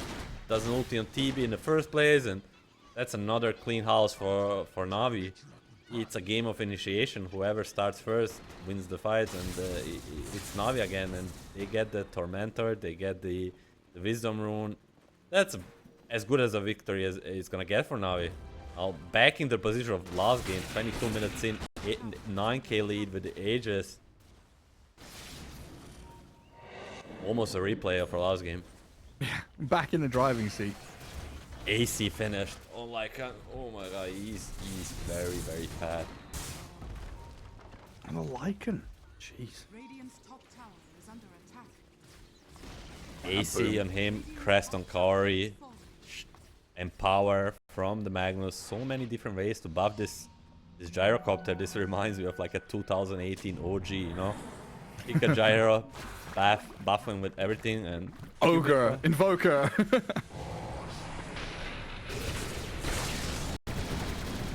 be a freebie. Yeah, easy pickings. Dawnbreaker is Kaori. also scouted by Kaori. In comes the Magnus. He gets it. Straight in with a Blink RP. Drag the Dawnbreaker back in towards Lion. Ultimate. PBFY. No Finger of Death, sadly. And Dawnbreaker eventually going to die. Sometimes we see Dawnbreakers try to escape with a Solar Guardian, but doesn't feel like there'll be enough time to do so. It's very big pickoffs for Navi. They continue to build this lead. This is where they struggled last game to convert this Aegis to a bigger advantage, to more of a map, but this game around with the Lion instead of the Dark Willow and a Lycan for pushing towers with Ange, it just feels much easier. But guess what? 9 Pandas, they're like, every time we engage first, go for us, we're gonna try again. Boom. This tiny Clockwork offering so much control. Good pick on the Lycan. And now maybe a +1 on this Kaori Enchantress. Pretty tanky. Still has a 4-staff to play with as well. I need so much control to bring her down. An Avalanche and a toss, it'll start things off. But Kaori 4 staffs away. Enchantress healing up. And now the turnaround. Oh, Solar Guardian comes in on top of this Gyrocopter who already pressed BKB. Shad steps forward with a Finger of Death and a stun from Lion to finish off the Tiny. And Solo. Oh, I'm not sure you're escaping from this. Hot on his heels as Shad Gyrocopter joining after farming through the Ancients. Hey, for a moment, it looked like it should work, right? The Lycan is dead. So much network on the sideline for Navi. They should chase Fly before, but they're just not synced enough. TB never actually got to do anything this side, and Chad cleaning house and 3 other heroes. I mean, I guess VTune is kind of saying, hey, wait for my Skadi. Because he's got it now. Didn't want to join that fight, but he was 2-0-0. You know, minute 10 or something. He had a decent amount of impact, was doing decently, farming well. Then that pickoff on the left side of the map has kind of sent him into slumber mode. He's gotten into AFK farming till next item, not really joining his team. They never really, after that one fight on the mid lane, they never really got together for another big move. They just keep getting engaged by the side of Navi. And again, no, they're gonna run in. Solo, nice place vision. It's always risky Not business on this here. side of the river. He gets skewered across away from his comms when he hook shots away. Loopsy in the right place. Save his captain. Navi still smoked up and ready to go though. I could catch this Clockwork yet. And Call Down lands on his head. And both Loopsy and Arrays are being pinged out here. Shadow Demon TP home. Successful. Yeah. Tiny though. Not so lucky. An Avalanche only slow down the Magnus's approach, and the Gyro's damage is overwhelming.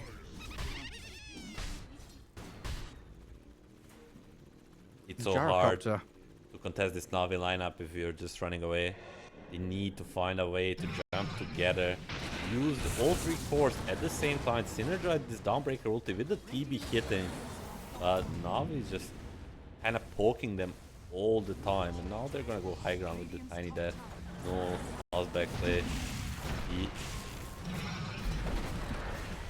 With the Helm 2 and Ace, it should be 1 Rax at least before Tiny comes up. No Glyph left. Yeah, easily. No Glyph. No easy way to stop it. Terrorblade's going to put his body on the line here. Stands his ground, uses Metamorphosis to hold on to a lane of barracks as Solo. Well, he makes a jump pretty deep in here with a Solar Guardian over the top. They found the Boom Lycan, but look at this Gyro from the high ground, and the RP landing gets the damage done, but Arrays, he jumped the back lines and killed the Gyro off. Navi are being pummeled. They're being rebuffed. The Terrorblade is still up on his high ground, looking down on this Magnus and Lion. Just need to get Vijay in position here with Arrays and Lays doing a hell of a lot of work to get a triple kill from this Tiny's efforts. Exactly what we talked about, Garrett. If you can synchronize all these spells together, What? The Dawnbreaker ulti, the PB hitting, and the tiny jumping on top. There is enough damage. This Gyro doesn't pop BKB on the time. He lose like 80% of his HP in 1 single second.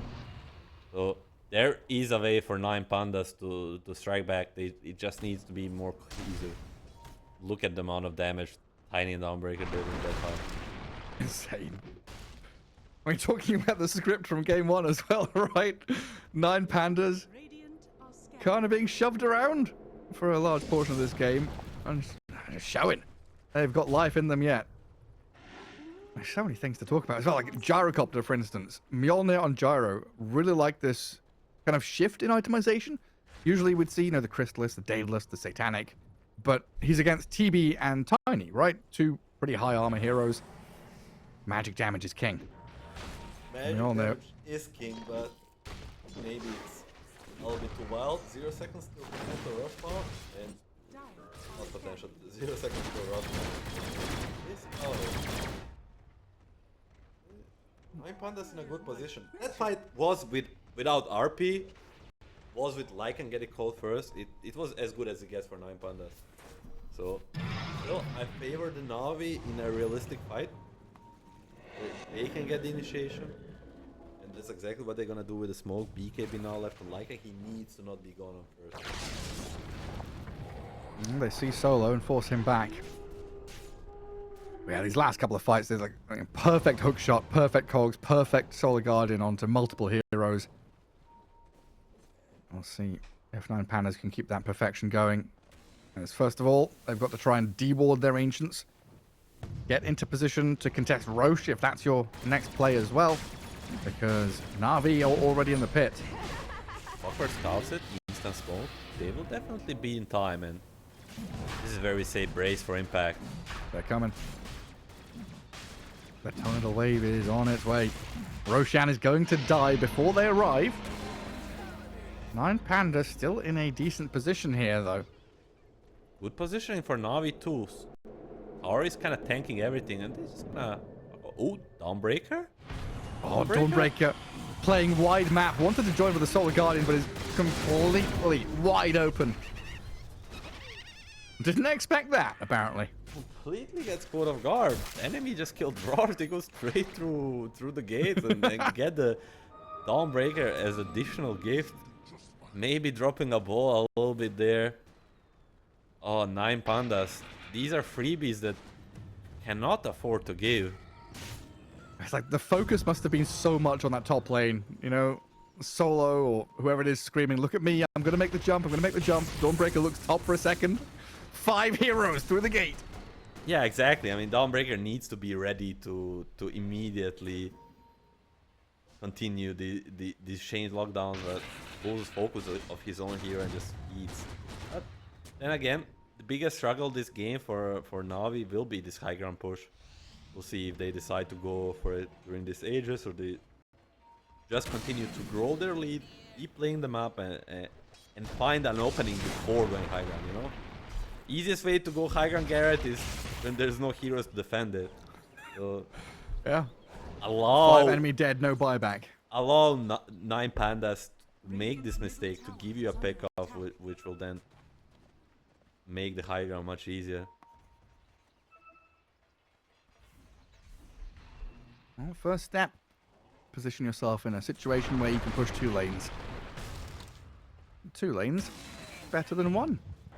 And right now, 9 Pandas only have that bot lane to play. The Lycan position kind of telling the story of the Navi.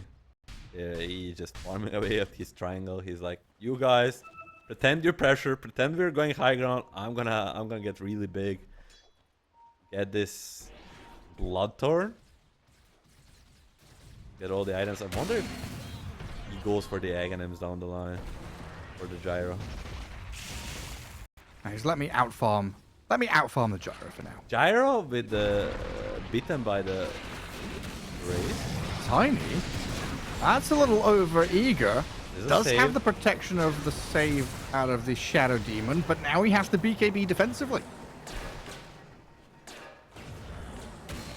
Risky business. Careful. 'Cause every time you jump, there is this insane amount of lockdown between Lion and Magnus. Gyro doesn't mind going in front, because if you're locking down the Tiny, there's no repositioning tool anymore to be worried about. You can just freely hit. The only thing that can stop shot is getting tossed back into TB, melting down. The Aegis BKB will not help if you're out of position, so... Still, they're like kind of looking for the opportunity, pushing these two waves while Lycan is just farming. So they're not looking to breach high ground yet. Nah, it's just chill. No little 9 pandas. They're a group of sheep. You've sent your sheepdogs, herding them into little kennels and cages. There's nowhere to run. Like these lines being drawn by Kaori non-stop, just showing, you know, the barrier, the great wall that they can kind of put up and hold out. Bottom lane, there's a hellbear pushing the bottom wave to keep that pressed in. There's wolves spawning. It's a very difficult spot for 9 pandas to be in, because they just can't break out of their base. Just One. try to make them have as little as possible resources from the map while you're getting bigger and bigger. It's like a safe gameplay. It's just a matter of can 9 pandas find the opportunity to strike, you know, like this tiny jump on top lane, which kind of resulted in his being forced to BKB, and it be on the end of the Aegis in 40 seconds and find a opportunity. And they're gonna do exactly that. 30 seconds to Aegis expiring, they're gonna smoke 3 heroes, pick up the TB, and you got yourself a really good opportunity to win a fight. 18k lead is a lot, but this TB can still burst through the gyro. Oh, the smoke break. He didn't see the clock, but now he sees the Shadow Demon. Tiny, in the meantime, with a Solar Guardian, has found a catch onto Sanctity. So Kaori was breaking smoke in the lane mid, while the Tiny just blows up a core. Now the Gyro trying to turn around and get on top of people, while Boom's Lycan is BKB'd and chasing a Shadow Demon down. Where's the Terrorblade in all this? Vtune hasn't even been able to join. He ran towards the fight, but now he has to TP home as the rest of 9 pandas evacuating. Sanctity buys back, that means you insta TP out on every core possible that you have. And Navi, now without a BKB on Tiny to worry about, 5 heroes up, 2 supports dead, they're just gonna go for another Rax. Fightback from Shadow Demon. Navi respecting it. Still, high ground is scary. They're gonna respect It really is. But we saw there, even without TB hitting, if you get this jump on anyone besides Gyro with the Tiny, it's gonna mean a kill with the Dawnbreaker coming down. So how did I guess I was watching the Clockwork and Shadow Demon run down mid lane and play to the right, and then Kiori's Enchantress came to the mid lane and kind of scouted them. The rest of Na'Vi were like at Radiant Ancients, right? Yeah. How did Tiny get to the Magnus? Did he just run at them and like he was smoked up, or? He passed them, and it was like a rune timing. So on the rune timing, his smoke expired, and he assumed there's a guy on the power room, and he was right. And then he went, Oh my god! The wolf damage. With the gyro flag cannon, of course, it's more than enough. Luckily, best hero to get picked off. There's a buyback on this position by Clockwork. He does. No, he's still looking for that. All matters. Tiny jumps, tosses the gyro back. The TB surrounds Shad. Damage is coming out, but the stun connects on Vtune. They've lost a race Tiny. He's got no buyback. Laze and Vtune trying to keep tabs on the gyrocopter, but he's been forced away, and the RP comes into play. Sanctity is there to catch them both. Great kiting and baiting from Na'Vi. There's a buyback on this Dawnbreaker and Terrorblade, but honestly at this point, why not even do a damn thing? GG called, and we're going to be heading to a game 3. RV tied all up. TB never got to be activated.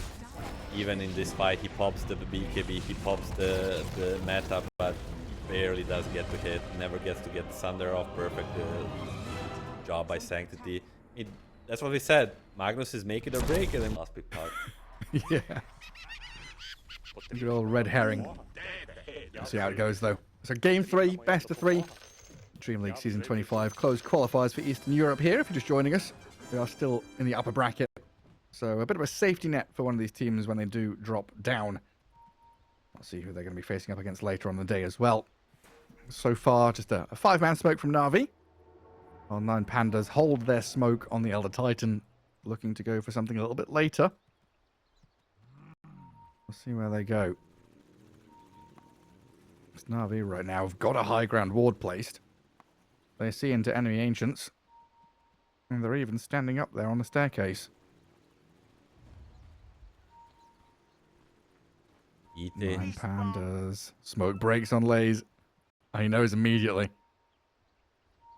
E.T. kind of a king of a low on fights, but us not very far away from, you know.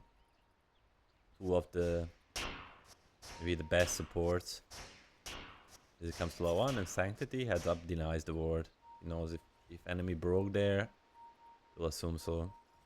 Should be a 2-2 split. 5th game of the day. 5th 2-2 split. Balance in all things. 0 first bloods? No, there was 1 first blood.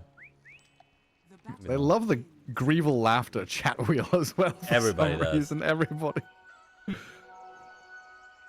A little giggle from the Grievals. Take it back. 2 for 2? 3 for 1. This How Magnus. dare you? Breaking the script. Very, very interested about this bottom lane. The Shadow Shaman, not a hero that we see often. With the Gyrocopter, we'll see if they can use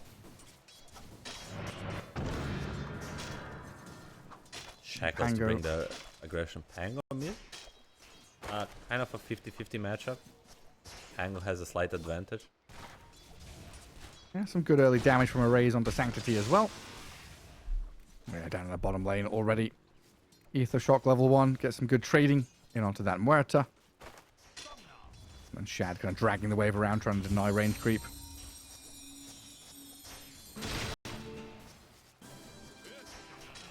And Pango already up at 4-1. Sanctity's Puck gets the second deny of his game, but still struggling to get a last hit. There we go.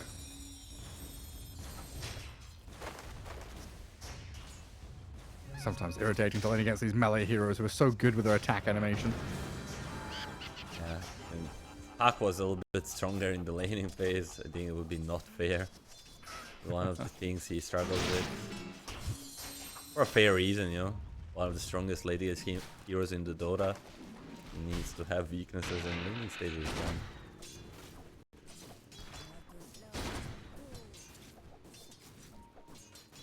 And then top lane, V-Tune seems pretty happy again. Lifestealer, Elder Titan duo. Punching back into QBFY here, who kind of stepped up alongside Tiny.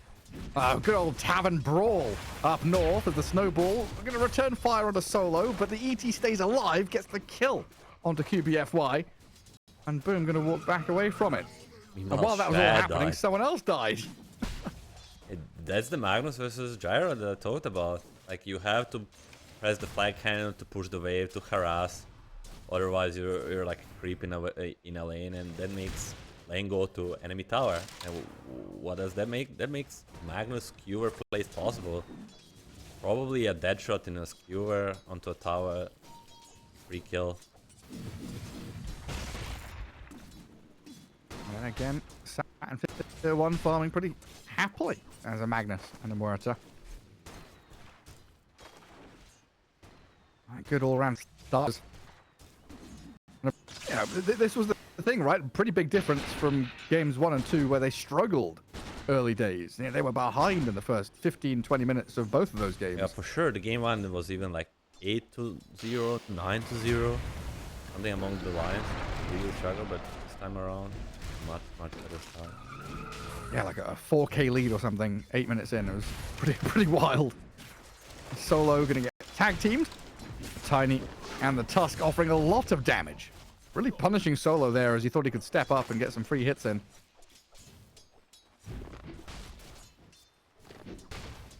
Meeting a little bit Tusk tank too team. much on the CT. Feels like again, the task with ET, when you get double spirit, you get bonus armor. You feel like, oh, nice stop from Sanctity. This is what this asset from Puck can be very annoying for Pandas. You just pull him in and stop the animation of the double jump.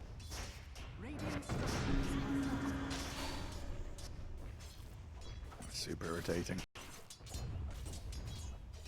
Pango's still ahead a little bit, but looking for that 4-minute refill on his bottle.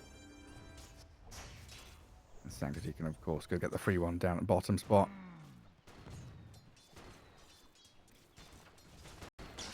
And whenever I look down bottom lane, Kaori is just there trading hits with Muerta, standing in front of this large camp. He's getting dead shotted on his way back, though, as it looks like they'll try and do a bit of a pull.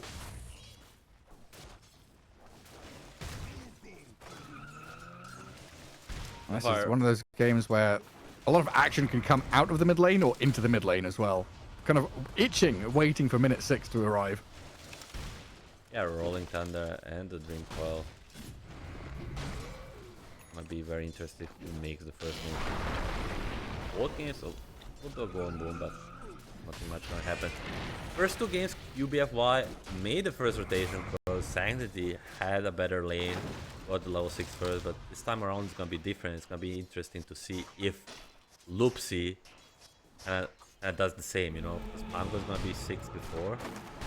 Well, Kaori dying to Loopsy down the bottom. A turnaround for Shads over the shackles, unless the tables have turned. Kaori and Shad able to kill off the Muerta without losing a hero. Power of Shadow Shaman. You know, pops the stick, pops shackles. The shackles heal you back too. Much tankier than anticipated from the side. He even had Lotus ready. Look at him now TPing mid. With the snowball coming in, they've got this Pango pre-level 6 and the damage. It looks good. The control, it's enough. Puck has gone quite far forward, but still safe here, even against the Muerta and her calling. I mean, this is what we talked about. We wanted this is what happened game 1, game 2. Now we're just faster on the stage mid. We wanted this to happen from the 9 Panda side. But 50-50 rune. Does Sanctity get a region bottom? Oh, it's amplified damage top. Try to make a crazy prediction myself. You're just hoping for the best. How could this be ideal for Sanctity? Well, right now. Rotation bottom. Green coil still ready. Was not Meanwhile, spotted. Yeah, he's trying to get under the tier 1 bottom. Solo's dying top, but it's the shackles into the waning rift and the coil. Kill the Magnus off. While Solo, it looks like he actually survived. He got run at by Boom and QBFY, and 1v2 Elder Titan. What a hero, man. He just zones them away. AD rune helps out. Race Sanctity. Trying to chase? Not thinking about it. As we praise 9 Pandas, laning stage, tables kind of turn. Yep. They were committed a little bit, and we're back to the game 1 and game 2 trajectory, where Navi is going to come ahead from it.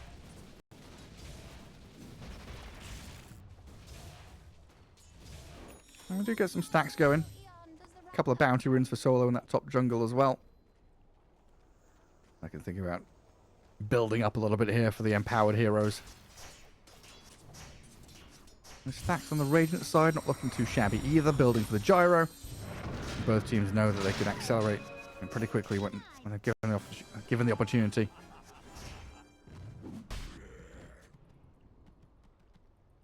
And V-Tune, same story as his previous Lifestealer game. Looks like he's kind of rushing into that Radiance.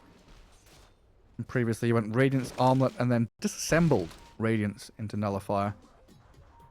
SMY along the way was almost a perfect build. Lane 8 in the room. Ooh, the coil. Gyrocopter. The Pango gets up to high ground. Coil's not snapped. Rolling Thunder's coming. Heals back up a little bit, and he'll evade all the danger. Orb over the top, not going to catch up to him. Does try to jaunt to it and finishes him off. Shad with a double kill. What a rotation.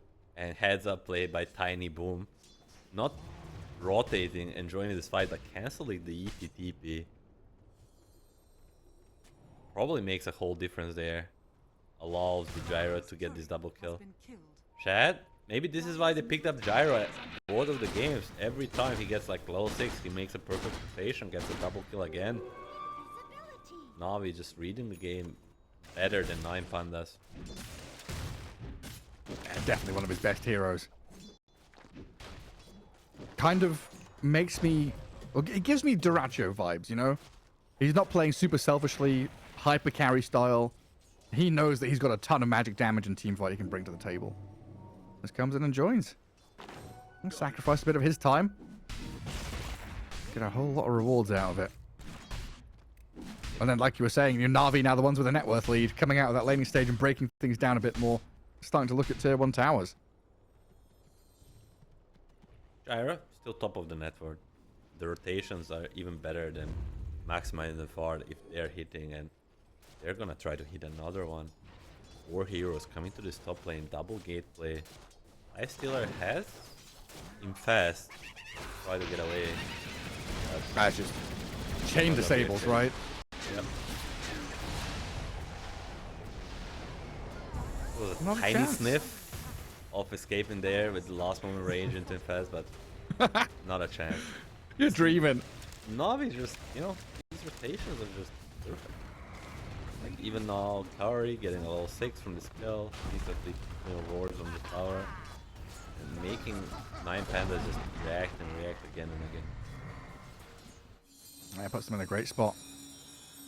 Then they're going to start scaling with their heroes too. And Puck going into Witchblade, going to start offering a lot of damage. Tiny's Blink, still what, like 1600 gold away, but he's got 600 in the pocket towards it. This is an offlane Tiny, and it's, you know, minute 10. Phase Boots and Soul Ring first. They're always going to come first. Another game where you look at V2 and you think, okay, 5,000 net worth, minute 10. He's, you know, what, 0-0-1, having a good time. But he's got 3,000 gold sitting in his pockets, not doing anything, right? That's one of the big weaknesses of this Lifestealer Radiance build, and always has been, is you're kind of a sitting duck. And power of your hero is just to sit in your lane and defend the tower forever. The rotation now he made kind of removed the power of his hero, and now they're on the mid lane getting another tower. They just seem to open the map much easier than 9 Pandas every single game. Like their rotations kind of lead to objectives where 9 Pandas, even if they hit some kills, it just kills. And it feels like that's just inherently how they're playing, right? Like 9 Pandas, you were talking in game 1 and game 2 about reacting and waiting for missteps or just waiting for the opponents to move. If you're playing that reactive style, you're on your side of the river. You're next to your tier 2s. Not really having the chance to use the terrain to your advantage. Can't get towards these objectives. And then Na'Vi just, you know, playing an enemy jungle, right? They're just notoriously playing aggressively. Just a little bit faster. All the way around. Common rune. This could help 9 Pandas be more aggressive if they get a good rune. What's it gonna be? 50 kinda. Illusion Sanctity. It's not a great rune. Not great, not terrible, I would say. Yeah, 9 Pandas very much in that waiting game until Magnus blink. Right, so arriving now. So maybe a chance here to go for a smoke and an aggressive move of your own. And then you just look at QBFY and what he's doing.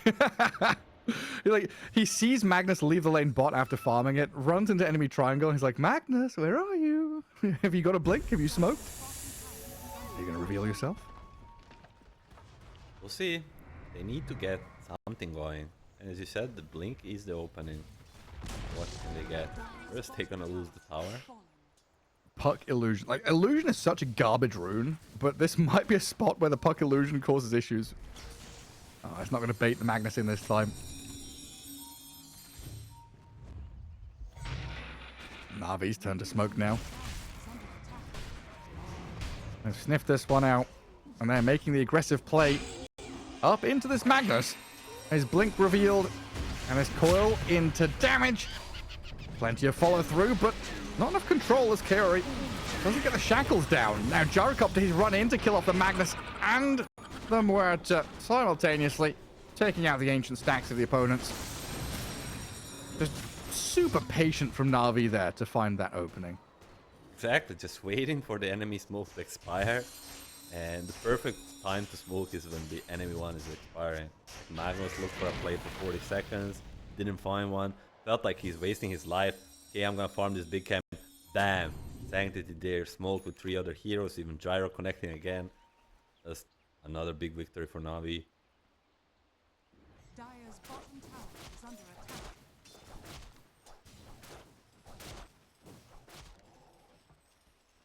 And then back to calm farming. And Boom's got his blink, but he can start scaling into his next items. Maybe he could give a bit of farm to Kaori here. Shadow Shaman. Blink is queued. Give him some money. How many blinks are we going to have this game? Like, Tusk is buying one? So, Tiny has one. Or at least, maybe even 5. We'll see. Shadow Shaman and Tusk are buying it. Is Sanctity going to buy a blink on Puck? I assume so. It's a Puck. It's a pack, yeah. That is a Magnus blink. Hey, V-Tune, time to buy a blink dagger, my friend. The Rays, Pangolier, blink time. I'll be very Toss back surprised. The Rays doesn't get blinked. Top. Snowball, not quite on time. They were trying to chain stun that like to perfection, but just a small moment there for Lifestealer to break free.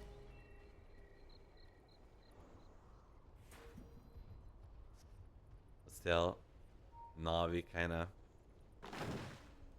showing the dominance, taking control over all big jungle, and they spotted both on this ward. They get another jump. Oh, he's gonna miss it.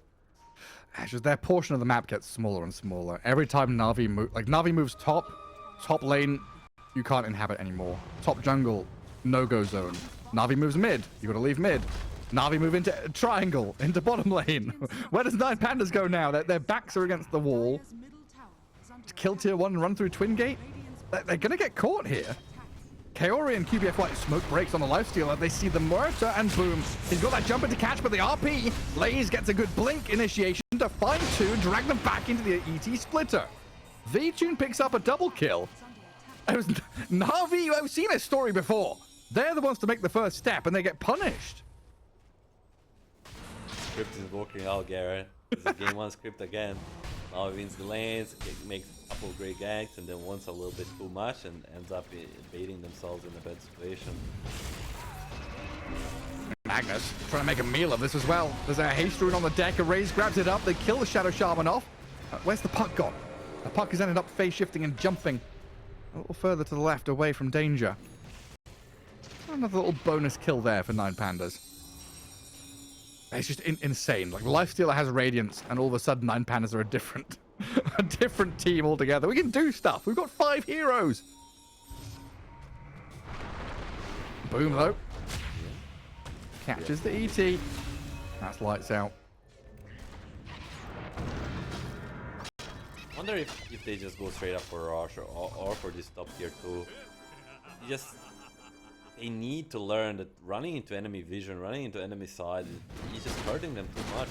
You need to play more on their terms, on their pace, and that's playing in your vision, playing where enemy is not like set up. Look at the like triangle of vision bottom lane for 9 Pandas. Like, this is where there's only place where they can play, and kind of Na'Vi just ran into them.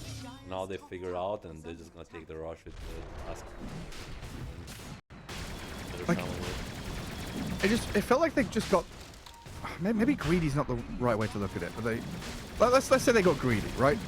Going through that process of they go top, kick people out, go jungle, go mid, kill tier 1s, etc. They could easily have controlled 2 lanes. Played mid tier 2, top tier 2, guarded Roshan, set up for Roche, gone for that a little bit earlier than maybe expected, but it's just like the natural flow of the map, right? You're playing Radiant, it's nighttime, you kind of want to play top lane. Running down bottom just leaves you so exposed. Yeah, I mean, it's a trap that a lot of unexperienced teams You're a dog Get it. chasing a car, you know? Yeah, exactly. Your dog chases a car. You feel really strong. You feel like a very strong dog, and you really wanna. You have Arcane Rune Pack. You have all these blink daggers, 5 of them. You just wanna use them, and you stop thinking straight. You know, and it's end up hurting you back. But Radiant's bottom their mistakes are there to learn from, and that's exactly what they did. Already no blink dagger, but a ward. Basically, that's one ward. Yeah, they got him.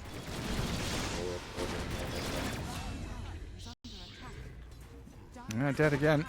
That means tier 2 is open. We are seeing the build you called for. It's a little bit of a hybrid. No Dragonlance, but X, S, and Y. Yeah. I like the adaptation. Sure, that's the whole process. You can drive into Magnus. You're just like, Y, S, and Y standing. It's gonna be fine. Right? Don't worry. Yeah, just get tanky. That's all good. And Lifestealer looking for an S and Y of his own. He did dip back into the armlet, and he does have Empower, so VTune able to farm pretty damn quickly. But in a previous game where he looked very strong, he was top of the net worth. He was the big dog. This time, currently sat kind of tied second place because Sanctity's Puck pretty incredibly farmed this game, coming out of the mid lane.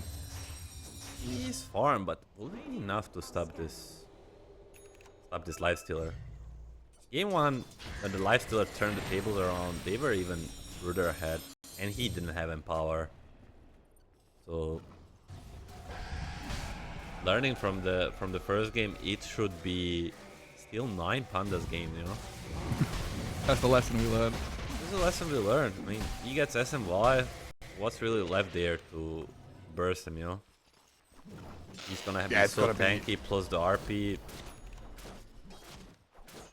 Maybe a Hex into a burst, but if his team plays well around him, he should still be able to fight through all of it. Yeah, it definitely feels like there's got to be some magic. Like a Blink Hex into Coil Toss combo to snap it. Like that. The thing is, like, you can think about, I guess I can think about this in a vacuum where it's like, okay, we chain disable everything to perfection on the Lifestealer. And you're like, wait, what if a skewer happens? What if an RP happens? VTune breaks free. If he has one teammate react, Lifestealer is able just to swing the fight completely around, basically. Hey, it's gonna be a game of like canceling Magnus Dagger and poking everybody else, you know? Kiting the Lifestealer around. 4-man smoke. 5-man smoke. Gyro still has Aegis for 2 minutes. I guess more like a minute and a half now. Top lane being pinged by Boom's Tiny. Magnus going to have to come back and deal with it. Shows himself on the wave. And now a chance for Na'Vi to reposition. Serpent Wards on tier 2. Looks like they're going for the quick and easy kill on the objective first. And 9 Pandas. Yeah, let them have it. All right. Our Pango's farming. Our Lifestealer is walking back to base after farming. If you want to come high ground, let's see. Respecting the ages. You know, 1 minute left. No reason to fight it. I think they smoked because they had this good vision in their big jungle, but it didn't amount to anything, so don't want to take unnecessary risk. Timings will align. Oh, sorry, gets caught. Freebie. Timings will align. Aegis Expiration with the SMY on Lifestealer, I think that's a go time.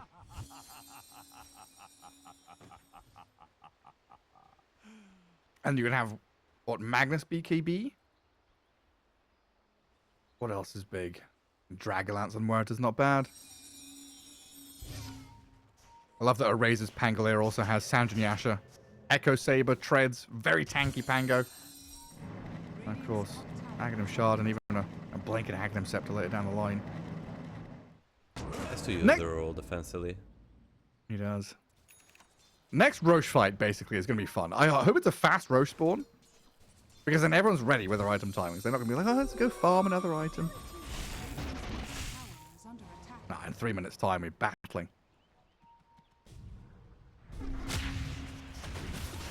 The catch on the Magnus. Didn't even need the coil. As you said previously, this pack is very fat. Parasma, Ring Dagger, he deals insane amount of damage. And you see a race without the roll on a ward. If they can get close enough to him. All is ready. This should be an easy pick-off. Card is ready, but it will only delay things. He's looking pretty dead. Even coiled up inside the ice shards.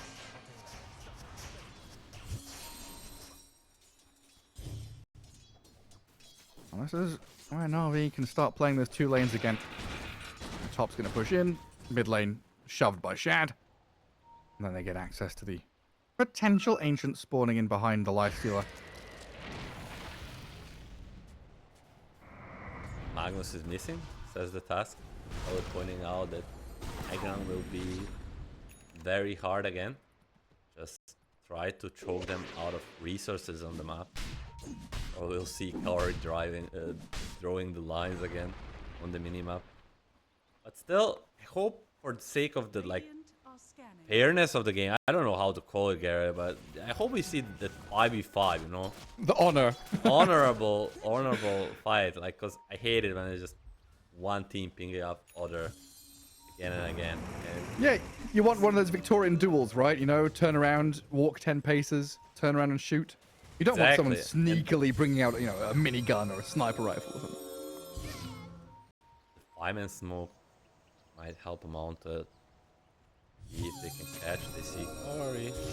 Hello, Shadow Shaman. Dire's top tower is under attack. Kaori's also pinging there. Magnus, Sees the Muerta. Immediate Hex. Laze walks in. 2-man RP. They've already lost the Muerta. Shadow Shaman's still alive, but the Radiance Bird will get him taken down. If the Lifestealer gets punched into the sky. He infests the Pango to keep him alive.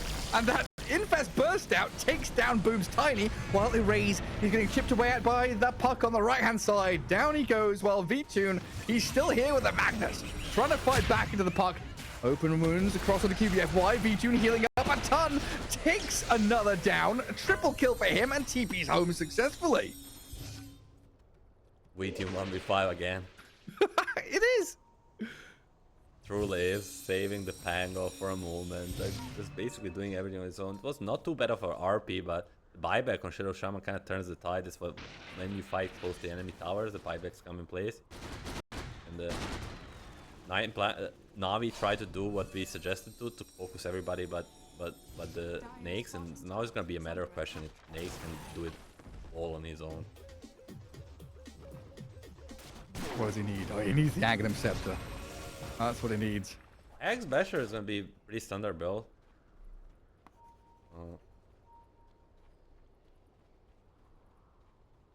So the tiny Boom, he just gets shredded. Like this snake just eats him alive. Dire are scanning. Like what's he meant to do? Like his job is to jump in and catch someone, right? But as soon as he does that, 3,000 HP just disappears. Solo TP's out. Lifestealer is coming, Garrett. Here's the Veil. And Lifestealer's arrival going to seal the deal there on QBFY. And Pango thinking about the Rolling Thunder. Oh, puck. Bit of a backstab. Gets in behind 9 Pandas. And they're going to realize quickly there's a lot of vision around here, which one of gets dealt with by V-Tune. The 5-man smoke again. Toss his buybacks dead for 20 seconds. Scan is going to hit by Dire. No, someone's there. V-Tune with a lot of hats, Garrett. He's coming. He's angry. Coming. He's a hungry hat boy. Okay, he's not that hungry anymore. Dodge a bullet on 9 Pandas. And they turn it into the rush. Must know it's up. Now 5-man smoke by Na'Vi. Will take the most unexpected angle of all of them. What is this 5-man smoke into runaway? They killed an ET or something, and then like 5-man smoke the other way. Smoke breaks and exactly on vision. Smoke breaks on the Muerta. They see the Boom Tiny, and V-Tune, this is as free as it gets, but the snowball save turns it around a little bit to roll in towards the ET, but Boom has died, and the RP, Laze has caught the gyro up with the Shadow Shaman for V-Tune to annihilate. One by one, they're going to drop here, and they've saved the Magnus and the Pango, kept them alive through the coil as well. V-Tune pops the rage.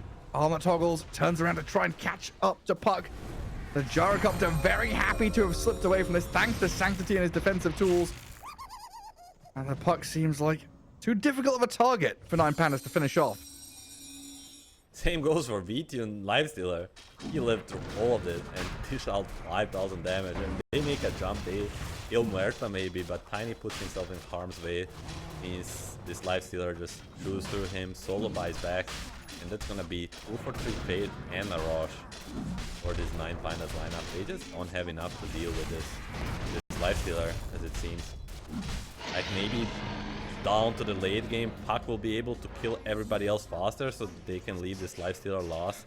Maybe. But I think more so throughout the late game, they'll get a Hex, they'll get the Orchid to deal with this Puck. Hopefully, someone's on the way of getting one.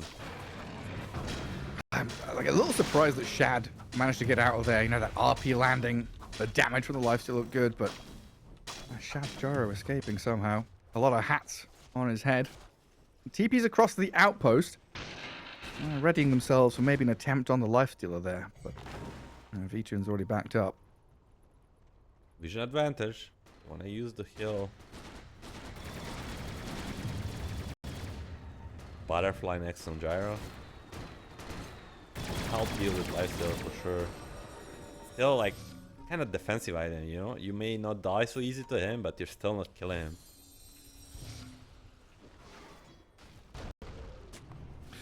Can you evade attacks from Lifestealer Infest?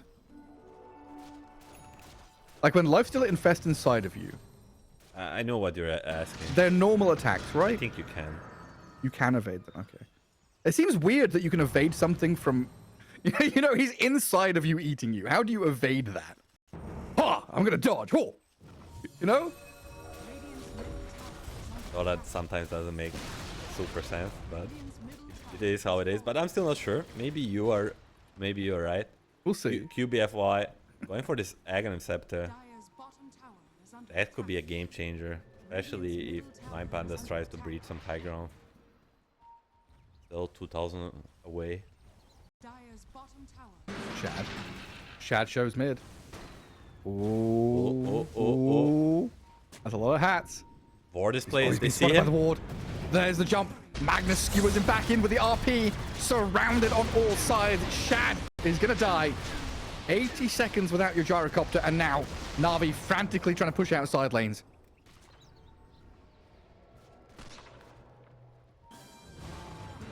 Nine Pandas here. What, tier 2 mid? Play into top lane, maybe? Still a ward advantage. Nice dodge by Lies. Still, you know, Gyro alive or not doesn't really change much Na'Vi gameplay.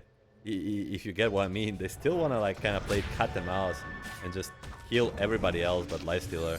They're gonna make a try for this angle. Oh, they've got Get him.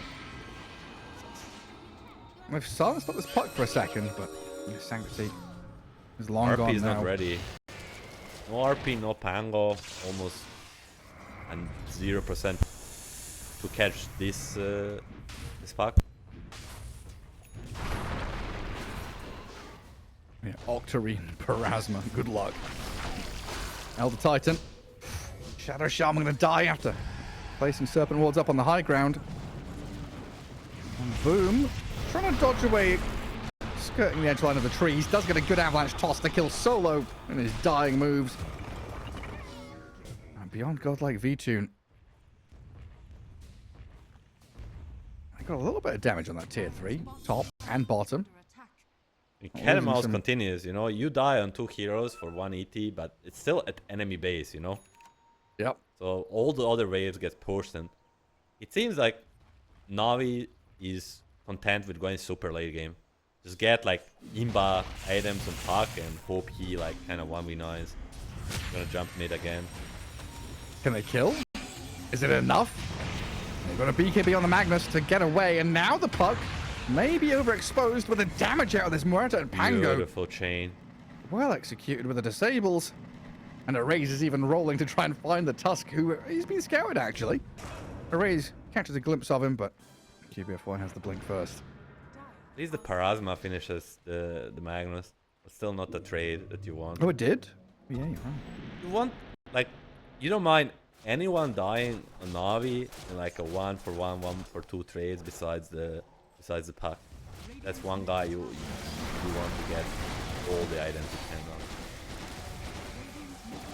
on. Or careful. Yeah, like Puck is your late game. Puck is also this kind of mid-game split pusher as well. Whenever Puck's dead, you know, a lane or two kind of comes crashing the other way all of a sudden. Radiant's top tower is under Sanctity has been doing a very good job so far, Radiant's top keeping tower these tied up on that dire side of the river. Abyssal is gonna be finished up on V-Tune. That's gonna be another layer of lockdown for the puck. So if he messes up a bit, or like you get some Dance of the Dead on him, he will die to this Lifestealer. Oh yeah, Lifestealer's courier died in that when Tiny and Shadow Shaman were pushing top. His Basher has been out of commission for a while. And BKB Tiny, so Boom now has a bit of a safety net for himself. You get Craggy BKB. coat. You get BKB. I guess you get Craggy Coat. That's insanely powerful tier 3 item. Like you just So get high value. Like, you just get like 20 armor for no reason. But you get BKB, the other guy gets Abyssal. You know, his timings are not aligning for you. V-Tune gets even a shard from Mentor Kill. So basically 6 slot in the 35. Yeah, it's pretty big. And it looks like they're going to try and use this timing with a 5-man smoke again. They've got to shove that bottom wave. And V-Tune shows himself. Might now become apparent for Na'Vi what's coming their way. And a big old circle drawn around the top portion of the map. It looks like Na'Vi, now it's nighttime. Roshan's very likely nighttime Dire Rosh. So they want to play top left corner. Walking Shad. Magnus a little bit out of position, not there to skewer back. See V-Tune running in. Can Yeah. he eat through all of them? Many Ooh, has the to jump. help. RP, fake pumps cancelled, and a kick away from the coil. Lays, he can't even cast a spell, he's dead. Solo's going to follow him in the grave, 3 down on 9 Pandas, and Shadow Shaman the only death on the other side. V-Tune is going to go for the rage TP all the way back to Fountain. They get the Shadow Shaman kill, but if your Magnus doesn't cast a single ability in a fight, you're probably not going to win it. This Lifestealer is insanely strong, but he's not strong enough to deal with that. Magnus needs a better position, needs at least 2-man RP, and Lifestealer will do the rest.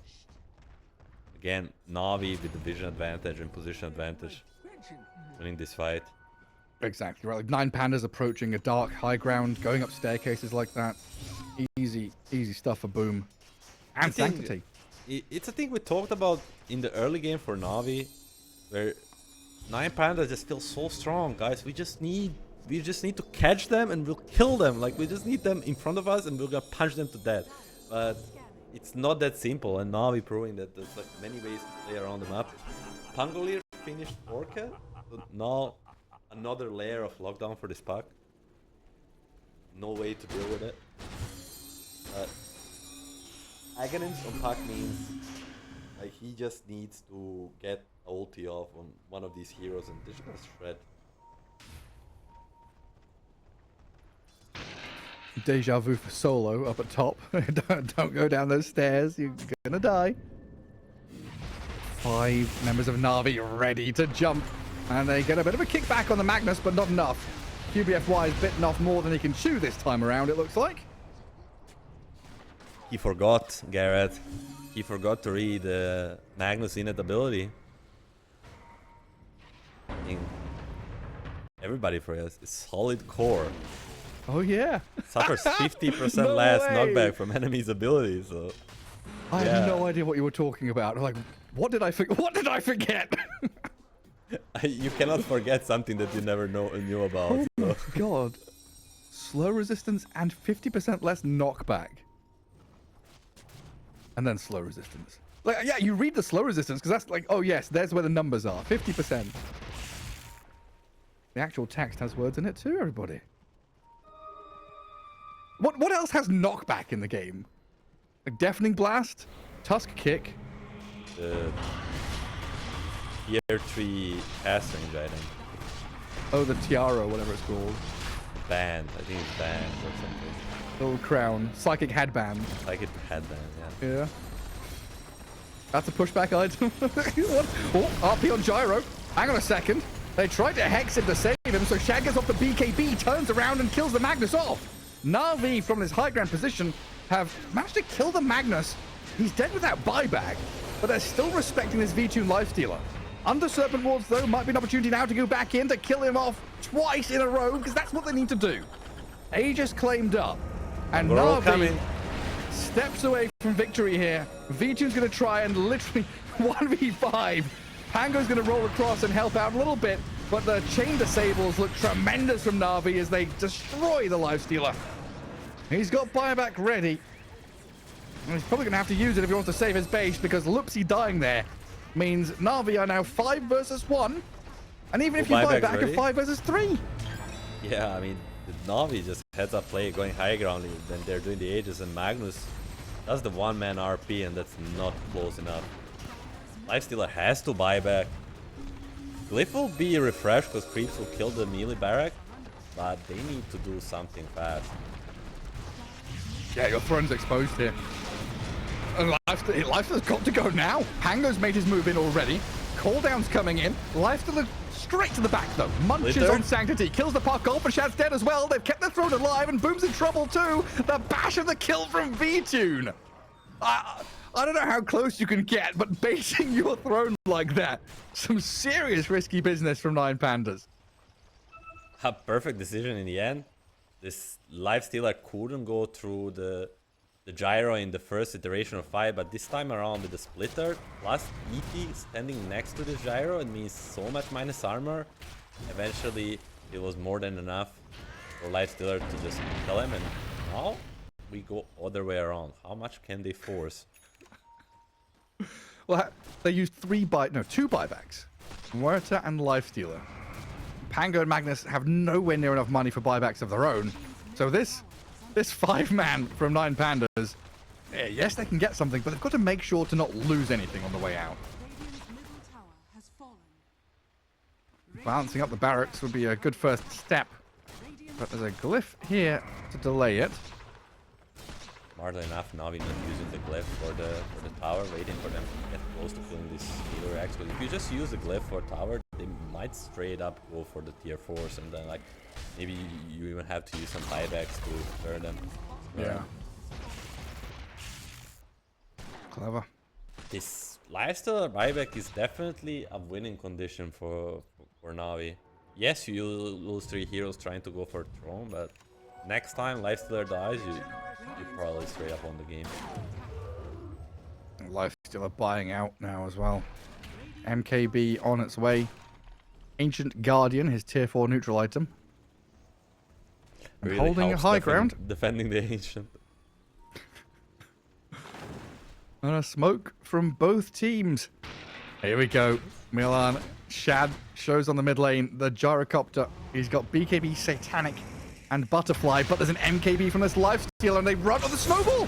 They've saved the gyro. The RP misses. The Shadow Shaman's going to die. The Radiance burn, but V-Tune runs straight into QBFY to kill the Tusk. While Shad is given safety. Meanwhile, Boom in the backline being run out by V-Tune yet again. Shad trying to flat cannon across onto him. The bash is not coming enough from V-Tune, so he's going to use that opportunity now to turn tail and run. Pango still being hunted though by Sanctity. A quick Orchid silence holds the puck back for a moment. He's trying to harpoon his way through the Ancient camp, but he's going to get caught. Connected on by Na'Vi, and might be forced to buy back. What a play by QBFY. Literally dodging like all of the RP. Wonderful stuff. Incredible.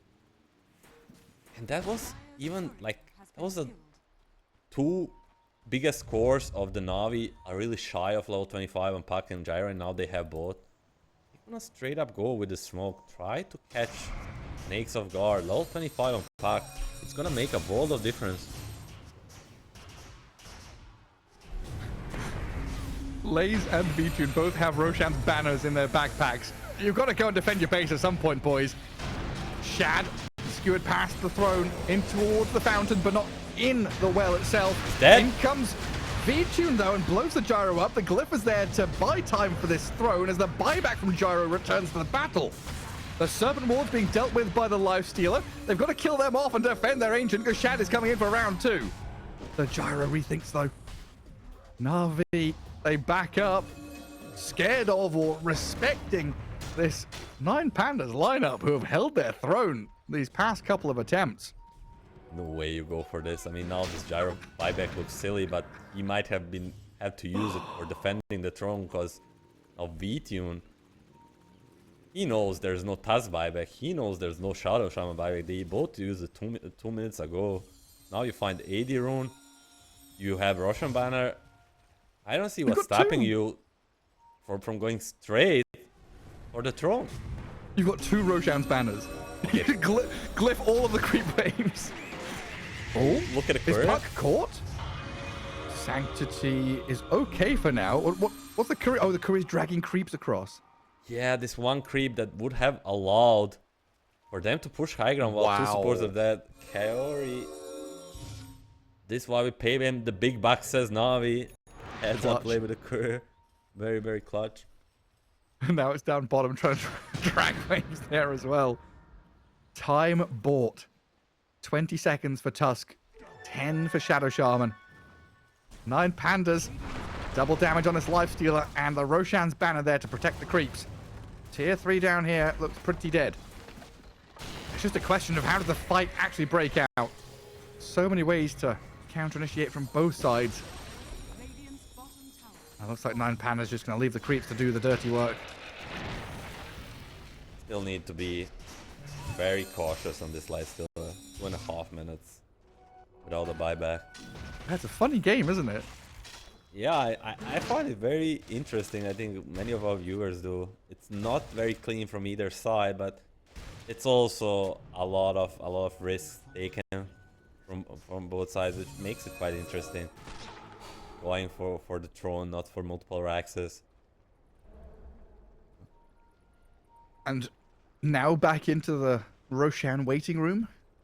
40 seconds until fast spawn. I could see another big brawl around the pit. At the end of the day, it seems like it will be the Lifestealer versus Puck who will carry harder. Gyro has kind of fallen off. And it feels like Lifestealer still has room to grow. Armlet can be sold, Aghanims can be upgraded. He's got 2 slots theoretically there. Radiance can of course be, if he needs to go back into Nullifier, disassembled. And the Gyro, it's basically, well, it looks like he's going to finish off the Silver Edge first, but it's like, upgrade the Aghanims into Rapier. That's the territory we're starting to enter. I don't think he has problem dishing out damage as much as he has problem surviving. Rapier or not, if Lifestealer locks on you with EP Earth Splitter, he'll just die. Do you buy Lincolns? There's nothing. What is it? Rod of Atos and Infest, the 2 targeted spells. I mean, there's also the, how is it called, open wounds. They can cancel it through, even through a BKB, so it's kind of annoying. Yeah, you're right. I forgot about that. Wonder how Mirror Shield works. You go inside of Nakes.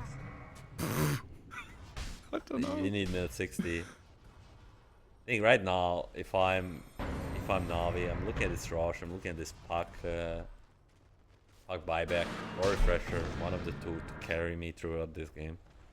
You're probably also looking at your base and thinking, hey, there's dire creeps in our base heading towards another lane of barracks, maybe tier 4s. Roshan, Roshan could be alive now, or he could be alive in the next minute and a half. They don't know that. They're pinging it out. A little bit annoying, but I think you definitely trade Rosh for the side of Rax. Throne is the only thing that matters, basically. Set up 5-minute smoke. Let's see. Braze Garrett. Here they come. Now, can they find Sanctity? The Puck into the sidelines. Magnus and Panga tried to find it. Loopsy also gets poked at here as Boom's Tiny comes wrapping around in from behind, and a walrus kick to disengage the Muerta from the rest of her team. Gets that freebie kill, while 9 Pandas kind of wondering how to re-enter this battle. They're a hero down with no buyback, but they feel like they've got to do something, and that something is the Pango jumping the puck. Oh, Nice snowball save. again, and a kick on V-Tune sends him away. RP is there from the Magnus. The follow-through kills QBFY, and Boom is dead, but this puck needs to be killed. The Abyssal Blade is enough stun, and V-Tune gets the job done. Another one hits the ground as the Shadow Shaman is found and killed. And now we're looking at Na'Vi. 3 heroes down, 2 without buyback. And 9 Pandas on the doorstep of Roshan, who's spawning in 5 seconds. Eventually, this Orchid comes to clutch and play and brings the enough of a layer to kill the puck. And with puck dead, as we said, the Gyrocopter cannot really man up. Even with this snowball save, it was not enough. Lifestealer, just too big to deal with. Absolutely wild game. Very, very wild. Indeed. 24,000 net worth lead now. And it feels like the biggest lead we had so far in this game was like, I don't know, 6 or 7k or something, if that even. What is that? Is that like a 5k lead there? Yeah, it just adds up now, the Aghanim Scepter from Rosh. And now all the map space in the world to run down some lanes. There's a Wisdom Rune, there's a Tormentor. All sorts of goodies. No rush for BTN and the boys. Now they can use the choke out resources tactic that they had all into last game. You know what always happens? Is we watch this first game of the qualifier in Eastern Europe. V-Tune plays Lifestealer. And I just know for a fact, in 2 months' time, Lifestealer is going to be like #1 hero again. He's shown the world how good this hero is. He's shown how strong Lifestealer can be. He's been forgotten for too long. Everybody's going to start copying him. Could be true. Could also be that Navi is not really respecting him. You know, both of the games they had a chance to pick up like some insane hero against Lifestealer. They just choose to like game 1 Draw Ranger, now Spark just prioritizing like the game hero for the game and not for this Lifestealer, which is proving to be a mistake considering how many cats he's carrying. That's way too many hats. You need to deal with this guy. Look at him go. I love how they flop around. Where oh, there's the view. Through the trees. Watch his hats. Beautiful. Oh. Breaking the game with how many hats he's got. Daedalus delivered. Aghanim's already upgraded. A pretty fat Lifestealer. And what did Na'Vi lose? Na'Vi lost a ranged barracks bottom. Tier 4s didn't really take any damage. So nothing massively structural in their base was lost. Biggest loss is that pack with the Aegis and the Aghanim Scepter now in solo. And look to do damage in fights, you know. Fight goes a little bit longer. No BKB on Gyrocopter. Easily threatened.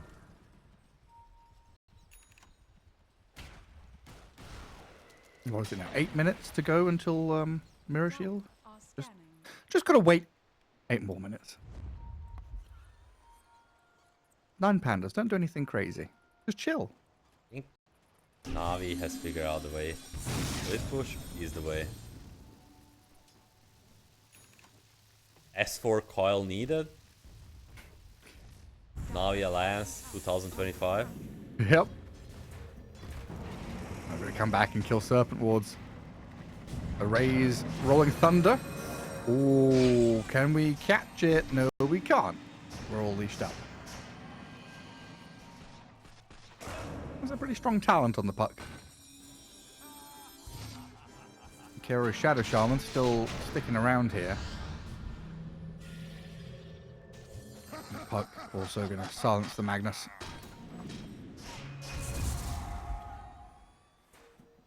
And run away. So you come bot, you kill Serpent Wards, you deal with the puck split pushing, and Sanctity is immediately there, killing the next wave. And the ninja gear with Doctaring for That's good, huh? some good stuff. Where's the next wave? Oh, there's lotuses. This is all time for Boom and Shad to get a bit more farm going. Silver Edge for the Tiny. He sells too far the away. Shadow Blade on Shad and picks up the Rapier. Nice time. This is the moment we waited for. Beat you in Time 30 for some- seconds on the Aegis. Some big damage is required. They kick the V-Tune Lifestealer away from the barracks, trap him in the no shards, TP, Garrett. but nice Infest to jump away. And you're right, Shad has got a long walk back. 5 seconds left for TP. But it looks like Nine Pandas kind of read the situation, though. Every time there's a big wave arriving and a split push is happening, the Shadow Shaman has been there to place wards down. So, well understood there by Nine Pandas and, I guess, Arrays for coming back and dealing with the wave. Well, this all means that the Aegis is reclaimed. 3 minutes to Activity. fast spawn. Says, Lifestealer is missing, guys. I will coil him, please kill him. But the problem is, even if you're leashed, you can infest either enemy or a teammate to get yourself out of it. So they need some kind of lockdown with the coil, be it Hex, be it Tiny Spells. And first of all, they need the vision. Radiant And they find him. They scan. They need to see them. The Pango's pinged. Hex into Tiny, jump with the RP. Lays catches 3. They need the follow through. Lifestealer, he comes in behind to deal with a Gyrocopter, infest him, but you're losing everybody else. Pango and Magnus both have to buy back. Lifestealer, he's there on top of Shad with Solo. The natural order. Rapier on the ground. The Rapier picked up. Lifestealer destroys the Gyro thanks to the ET aura. And now Tiny and Gyro are the two heroes without buyback for 2 minutes and they're dead. Fightback or not, now you don't have Rapier. More importantly, the Lifestealer has the same. I mean, for a moment, it looked like Gyro can man up on the Lifestealer with the Rapier, but Solo comes in and oh boy, the tides have turned. 0% chance to fight it. They need to try some insane split push cut waves because this game is ending soon, Garrett. They're trying some courier strats, but Tiny's courier dead. Shad's courier dead. The squadron of flying saviors that Na'Vi tried to bring to help them, all being shredded. And now, V-Tune looking at tier 4 towers. Rapier in his inventory, knowing there are 2 heroes here that are dead for quite some time. I guess they don't know. They don't know that Gyro has no buyback, but the puck has jumped in and died. Abyssal Blade stunned, silenced up. I've got a Walrus kick back towards Fountain, but the ET is perfectly fine. QBFY drops by his throne, and a skewer through the damage there to find the Shadow Shaman pick off. Throne exposed. V-Tune goes to work, dropping the chat wheel lines, and that is it. 9 Pandas, 2-1 Na'Vi here in the upper bracket. B2 Lifestealer. Yeah, story of the series. Lifestealer 2, Na'Vi 1. Pretty much. It's just overall, the Na'Vi draft